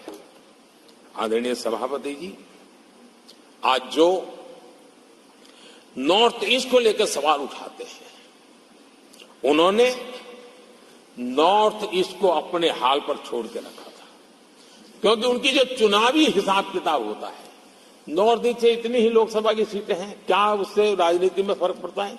कभी कोई परवाह नहीं, उसे उनके नसीब पर छोड़ दिया था। हम नॉर्थ ईस्ट को आज देश के विकास का एक सशक्त इंजन बनाने की ओर ताकत से लगे हैं। नॉर्थ ईस्ट पूर्वी एशिया के साथ ट्रेड, टूरिज्म और कल्चरल कनेक्टिविटी उसका गेटवे बन रहा है। और ये जो कहते हैं ना 21वीं सदी भारत की सदी, उसमें ये इनिशिएटिव बहुत बड़ा रोल प्ले करने वाला है। ये हमें स्वीकार करना होगा। आदरणीय सभापति जी, हमने नॉर्थ ईस्ट में गत 5 वर्ष में जो काम किया है, और अगर पुराने कांग्रेस के हिसाब से साथ उसको अगर तुलना कर दी जाए, हमने जितना काम 5 साल में किया है, इतना अगर उनको करना होता ना तो कम से कम 20 साल लग जाते, एक पीढ़ी और चली जाती। हमने इतना तेजी से काम किया है। आज नॉर्थ ईस्ट की कनेक्टिविटी उसके विकास का मूलभूत आधार है, उसको हमने प्राथमिकता दी है। और आज भूतकाल के सारे इंफ्रास्ट्रक्चर से कई गुना आगे हम निकल चुके हैं और हमने उसको करके दिखाए हैं। आदरणीय सभापति जी, नॉर्थ ईस्ट में स्थायी शांति के लिए 10 वर्षों में अनेक प्रयास किए गए हैं और निरंतर प्रयास किए गए हैं। बिना रुके, बिना थके, हर एक को विश्वास में लेते हुए में प्रयास किए गए और उसकी चर्चा कम हुई है देश में, लेकिन परिणाम बहुत ही आशा पैदा करने वाले निकले हैं। राज्यों के बीच सीमा विवाद संघर्षों को जन्म देता रहा है और आजादी से अब तक ये निरंतर चलता रहा है। हमने राज्यों को साथ बिठा करके सहमति के साथ जितने सीमा विवाद खत्म कर सकते हैं, एक के बाद एक अकॉर्ड करते करते जा रहे हैं। रिकॉर्डेड है, सहमति की रिकॉर्ड है और उसके लिए जो सीमाओं में किसी को उधर जाना है, किसी को यहां आना है, कहीं रेखा यहां बनानी, कहीं रेखा वहां, वो सारे काम कर चुके हैं। आदरणीय सभापति जी, ये नॉर्थ ईस्ट की बहुत बड़ी सेवा है। हिंसा से जुड़े संगठन, जो हथियारबंद गिरोह थे, जो वहां लड़ाई लड़ते रहते थे, अंडरग्राउंड के लड़ाई लड़ते थे, हर व्यवस्था को चुनौती देते थे, हर काउंटर ग्रुप को चुनौती देते थे, खून खराबा होता रहता था। आज उनको साथ लेकर के स्थायी समझौते हो रहे हैं, शस्त्र सरेंडर हो रहे हैं। जो गंभीर गुनाहों के अंदर हैं वो जेल जाने के लिए तैयार हो रहे हैं, अदालत को फेस करने के लिए तैयार हो रहे हैं। न्याय तंत्र के प्रति भरोसा बढ़ना, संविधान के प्रति भरोसा बढ़ना, भारत के लोकतंत्र के प्रति भरोसा बढ़ना, भारत के गवर्नमेंट की रचना पे भरोसा करना, ये इसमें से अनुभव होता है और आज हो रहा है। आदरणीय सभापति जी, मणिपुर के संबंध में मैंने पिछले सत्र में विस्तार से बात कही थी, लेकिन आज मैं फिर से एक बार दोहराना चाहता हूं। मणिपुर की स्थिति सामान्य करने के लिए सरकार निरंतर प्रयासरत है। वहां जो कुछ भी घटनाएं घटी, 11,000 से ज्यादा एफआईआर की गई है। मणिपुर छोटा सा राज्य है, 11,000 एफआईआर की गई है, 500 से ज्यादा लोग अरेस्ट हुए हैं। आदरणीय सभापति जी, इस बात को भी हमें स्वीकार करना होगा कि मणिपुर में लगातार हिंसा की घटनाएं कम होती जा रही है। इसका मतलब शांति का आशा रखना, शांति पे भरोसा करना संभव हो रहा है। आज मणिपुर के अधिकांश हिस्सों में आम दिनों की तरह स्कूल चल रहे हैं, कॉलेज चल रहे हैं, दफ्तर और दूसरे संस्थान खुले हैं। आदरणीय सभापति जी, मणिपुर में भी जैसे देश के अन्य भागों में परीक्षाएं हुई, वहां भी परीक्षाएं हुई है और बच्चों का अपनी विकास यात्रा जारी रखी है। आदरणीय सभापति, केंद्र और राज्य सरकार सभी से बातचीत करके शांति के लिए, सौहार्द रास्ता खोलने के लिए लगातार प्रयास कर रही है। छोटे छोटे इकाइयों से को जोड़ करके इन ताने बाने को गूंथना एक बहुत बड़ा काम है और शांतिपूर्ण तरीके से हो रहा है। बीते समय में पहले की सरकारों में ऐसा नहीं हुआ है। गृह मंत्री स्वयं कई दिनों तक वहां रहे हैं, गृह राज्य मंत्री हफ्तों तक वहां रहे हैं और बार बार वहां जाकर के संबंधित लोगों को जोड़ने का प्रयास करते रहे हैं। आदरणीय सभापति जी, पॉलिटिकल लीडरशिप तो है ही, लेकिन सरकार के सभी वरिष्ठ अधिकारी जिसका जिसका इन काम से संबंध है, वे लगातार वहां फिजिकल जाते हैं, लगातार वहां संपर्क में रहते हैं और समस्या के समाधान के लिए हर प्रकार से प्रयासों को बल दिया जा रहा है। आदरणीय सभापति जी, इस समय मणिपुर में बाढ़ का भी संकट चल रहा है और केंद्र सरकार राज्य सरकार के साथ मिलकर के पूरा सहयोग कर रही है। आज ही एनडीआरएफ की 2 टीमें वहां पहुंची है, यानी कि प्राकृतिक मुसीबत में भी केंद्र और राज्य मिलकर के मणिपुर की चिंता कर रहे हैं। आदरणीय सभापति जी, हम सभी को राजनीति से ऊपर उठकर वहां की स्थिति को सामान्य बनाने में सहयोग करना चाहिए, ये हम सबका कर्तव्य है। आदरणीय सभापति जी, जो भी तत्व मणिपुर की आग में घी डालने की कोशिश कर रहे हैं, मैं उनसे आगाह करता हूं कि ये हरकतें बंद करें। एक समय आएगा मणिपुर ही उनको रिजेक्ट करने वाला है, ऐसे लोगों को। आदरणीय सभापति जी, जो लोग मणिपुर के इतिहास को जानते हैं, मणिपुर की घटनाक्रम को जानते हैं, उनको पता है कि वहां का सामाजिक संघर्ष का एक लंबा इतिहास रहा है। उस संघर्ष की मानसिकता की जड़ें बहुत गहरी हैं, इसको कोई नकार नहीं सकता है। और कांग्रेस के लोग ये न भूले कि मणिपुर में इन्हीं कारणों से 10 बार राष्ट्रपति शासन लगाना पड़ा है। इतने छोटे से राज्य में 10 बार प्रेसिडेंशियल रूल लगाना पड़ा है, राष्ट्रपति शासन लगाना पड़ा है। कुछ तो मुसीबतें होगी और ये हमारे कार्यक्रम में नहीं हुआ है, लेकिन फिर भी राजनीतिक फायदा उठाने के लिए वहां पर जिस प्रकार की हरकतें हो रही है,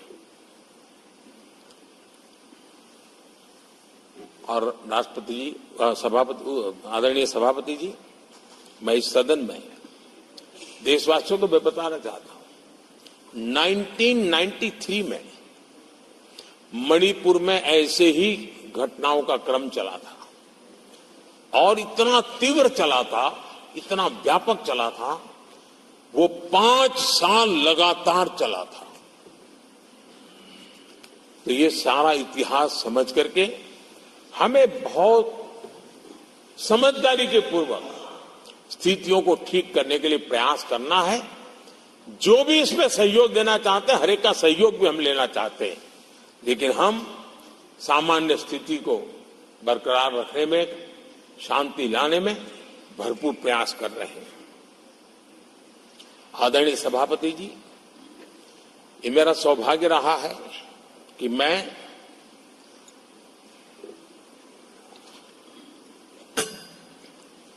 प्रधानमंत्री प्रधान सेवक के रूप में यहां आया।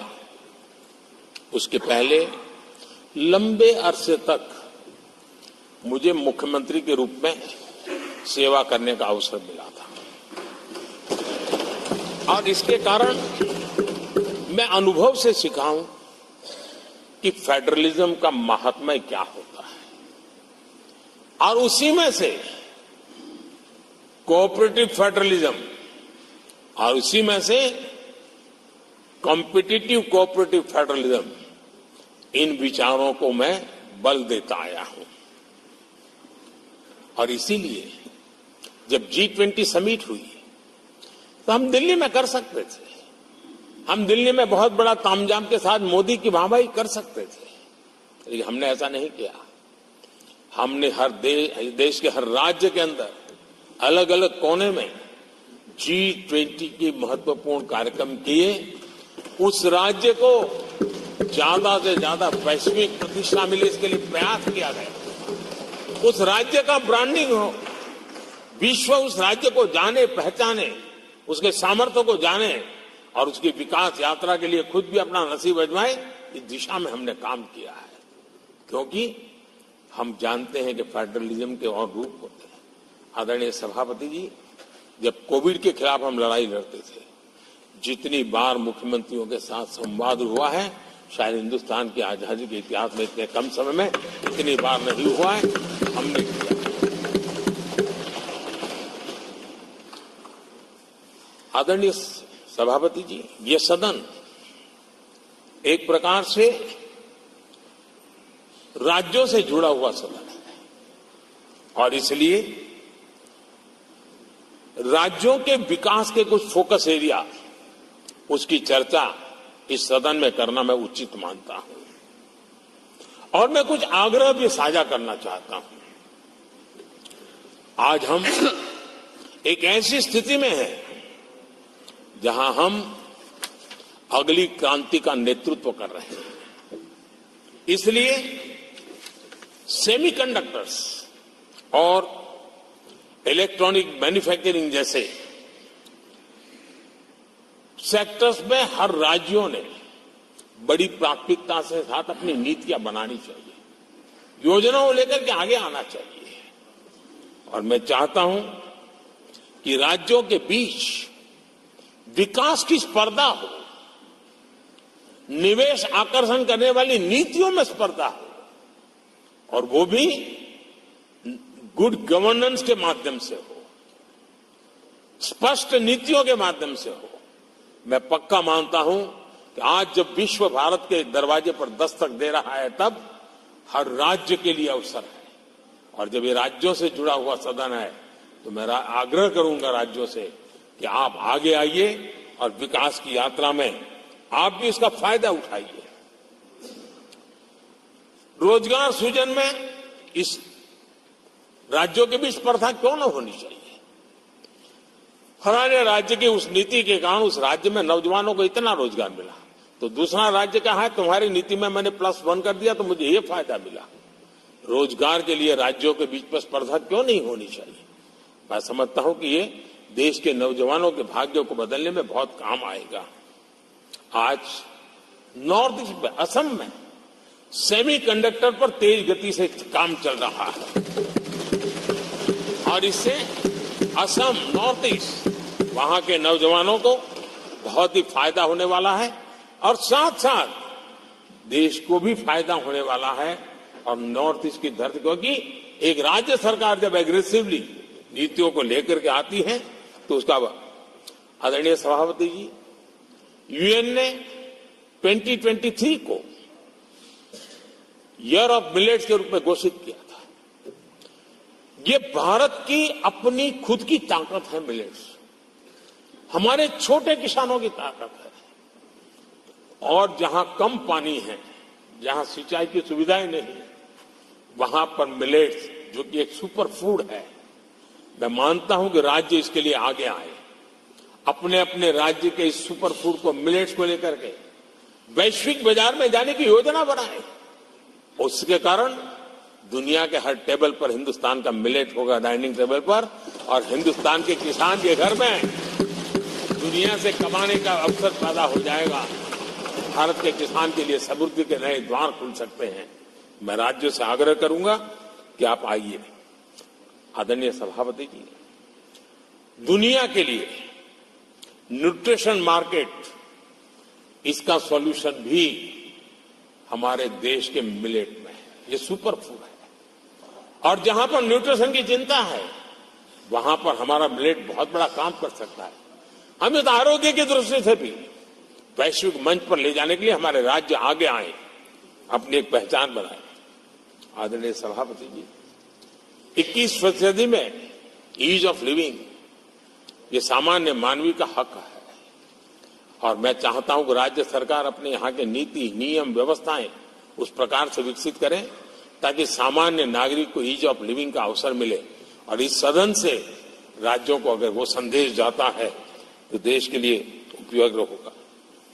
आदरणीय सभापति जी, भ्रष्टाचार के खिलाफ जो हमारी लड़ाई है, उसको हमें कई स्तरों पर नीचे ले जाना पड़ेगा और इसलिए चाहे पंचायत हो, नगरपालिका हो, महानगर पालिका हो, तहसील पंचायतें हो, जिला परिषद हो, ये सारी इकाइयों में एक ही मिशन के साथ भ्रष्टाचार से मुक्ति का राज्य अगर बीड़ा उठाएंगे तो हम बहुत तेजी से देश के सामान्य मानवी को जो भ्रष्टाचार से जूझना पड़ता है उससे मुक्ति दिला सकते हैं। आदरणीय सभापति जी, समय की मांग है कि हमारे यहां एफिशिएंसी अब होती है चलती है का जमाना चला गया है। 21वीं सदी में भारत को अगर भारत की सदी के रूप में अपने आप को प्रस्तावित करना है तो हमारे गवर्नेंस के मॉडल में, हमारे डिलीवरी के मॉडल में, हमारे निर्णय प्रक्रिया के मॉडल में एफिशिएंसी बहुत अनिवार्य है। मैं आशा करता हूं कि सर्विस की स्पीड बढ़ाने में, निर्णयों की स्पीड बढ़ाने में एफिशिएंसी की दिशा में काम होगा। और जब इस प्रकार से काम होते हैं तो ट्रांसपेरेंसी भी आती है, इफ्स एंड बर्ड्स भी नहीं रहते हैं और सामान्य मानवीय के हकों की रक्षा भी होती है और ईज ऑफ लिविंग, इसका एहसास हर नागरिक कर सकता है। आदरणीय सभापति जी, मेरा एक कन्विक्शन है और मैं मानता हूं कि आज समय की मांग है हमारे देश के नागरिकों के जीवन से सरकार की दखल जितनी कम हो उस दिशा में हमने प्रयास करना चाहिए। रोजमर्रा की जिंदगी में सरकार सरकार सरकार, अब हम उस दिशा में जा रहे हैं। तब हां, जिनको सरकार की जरूरत है, जिनके जीवन में सरकार की उपयोगिता आवश्यकता है, उनके जीवन में सरकार का अभाव नहीं होना चाहिए। लेकिन जो अपने बलबूते पर जीवन को आगे बढ़ाना चाहते हैं, सरकार का प्रभाव उनके रोकने का प्रयास न करें और इसलिए सरकार की दखल जितनी कम हो वैसी समाज और सरकार की व्यवस्थाओं को विकसित करने के लिए मैं राज्यों से आग्रह करता हूं कि आप आगे आइए। आदरणीय सभापति जी, क्लाइमेट चेंज के कारण प्राकृतिक आपदाओं की स्थिति बढ़ती जा रही है और वो किसी को एक कोने में करने वाला काम नहीं होता है। हमने सामूहिक रूप से मिलकर के काम करना होगा। राज्यों ने अपने सामर्थ्य बढ़ाना होगा ताकि प्राकृतिक आपदाओं को हम पूरा, पीने के पानी व्यवस्था वो भी उतना ही महत्व देना होगा। सामान्य मानवी को आरोग्य की सेवा वो भी उतना ही महत्व देना होगा। और मैं मानता हूं कि हमारे राज्यों में राजनीतिक इच्छा शक्ति के साथ इन मूलभूत कामों की दिशा में हमारे राज्य जरूर जुड़ेंगे। आदरणीय सभापति जी, ये दशक और ये सदी भारत की सदी है, लेकिन भूतकाल हमें कहता है कि अवसर तो पहले भी आए थे, लेकिन हम अपने ही कारणों से अपने अवसरों को खो चुके थे। अब हमें अवसर खोने की गलती नहीं करनी है। हमें अवसरों को ढूंढना है, हमें अवसरों को जकड़ना है और अवसरों के सहारे हमें अपने संकल्पों को सिद्ध करना है, उस दिशा में जाने का। इससे बड़ा कोई समय नहीं हो सकता है जो समय आज भारत के पास है। 140 करोड़ देशवासियों के पास है, विश्व के सबसे युवा आबादी वाले देश के पास है। और इसको जो देश हमारे साथ आजाद हुए थे वो हमसे आगे निकल चुके हैं, बहुत तेजी से आगे निकल चुके हैं। हम नहीं पहुंच पाए। हमें इस स्थिति को बदलना है और इस संकल्प को लेकर के हमें जिन देशों ने 80 के दशक में रिफॉर्म्स किए, वे आज बहुत तेजी से एक विकसित देश के रूप में खड़े हो गए। हमें रिफॉर्म्स को बुरा मानने की जरूरत नहीं है, रिफॉर्म से कतराने की जरूरत नहीं है। और रिफॉर्म करते हैं तो खुद की सत्ता चली जाएगी, ऐसे भयभीत रहने की जरूरत नहीं है। सत्ता को हथियार रखने की कोई आवश्यकता नहीं है। जितनी भागीदारी बढ़ेगी, जितने निर्णय की शक्ति सामान्य मानवी के हाथ जाएगी, मैं समझता हूं हम भी, भले हम शायद लेट हुए हो, लेकिन हम उस आकांक्षाओं को पूर्ण करने में उस गति को प्राप्त कर सकते हैं और हम अपने संकल्पों की सिद्धि कर सकते हैं। आदरणीय सभापति जी, विकसित भारत का मिशन ये किसी व्यक्ति का मिशन नहीं है, 140 करोड़ देशवासियों का है, किसी एक सरकार का मिशन नहीं है। देश की सभी सरकारी इकाइयों का मिशन है और हम एक सूत्र में एक संकल्प के साथ मिलकर के चलेंगे तो हम इन सपनों को साकार कर पाएंगे, ऐसा हमारा पक्का विश्वास है। आदरणीय सभापति जी, मैं विश्व मंच पर जाता हूं, विश्व के अनेक लोगों से मिलता रहता हूं और मैं आज अनुभव कर रहा हूं कि पूरा विश्व निवेश के लिए तैयार है और भारत उनकी पहली पसंद है। हमारे राज्यों में निवेश आने वाला, उसका पहला द्वार तो राज्य ही होता है। अगर राज्य जितना ज्यादा इस अवसर को जुटाएंगे, मैं इसको मानता हूं उस राज्य का भी विकास होगा। आदरणीय सभापति जी, जिन जिन बातों को हमारे माननीय सदस्यों ने उठाया था, उन सबको संकलित रूप में जानकारी देने का मैंने प्रयास किया है और आदरणीय राष्ट्रपति महोदय ने जो अभिभाषण दिया, जो हमारे लिए दिशा निर्देश दिए हैं और देश के सामान्य मानवी के अंदर जो उन्होंने विश्वास पैदा किया है, इसके लिए मेरी तरफ से भी और इस सदन की तरफ से भी मैं राष्ट्रपति जी का हृदय से बहुत बहुत आभार व्यक्त करते हुए मेरी वाणी को विराम देता हूं। बहुत बहुत धन्यवाद।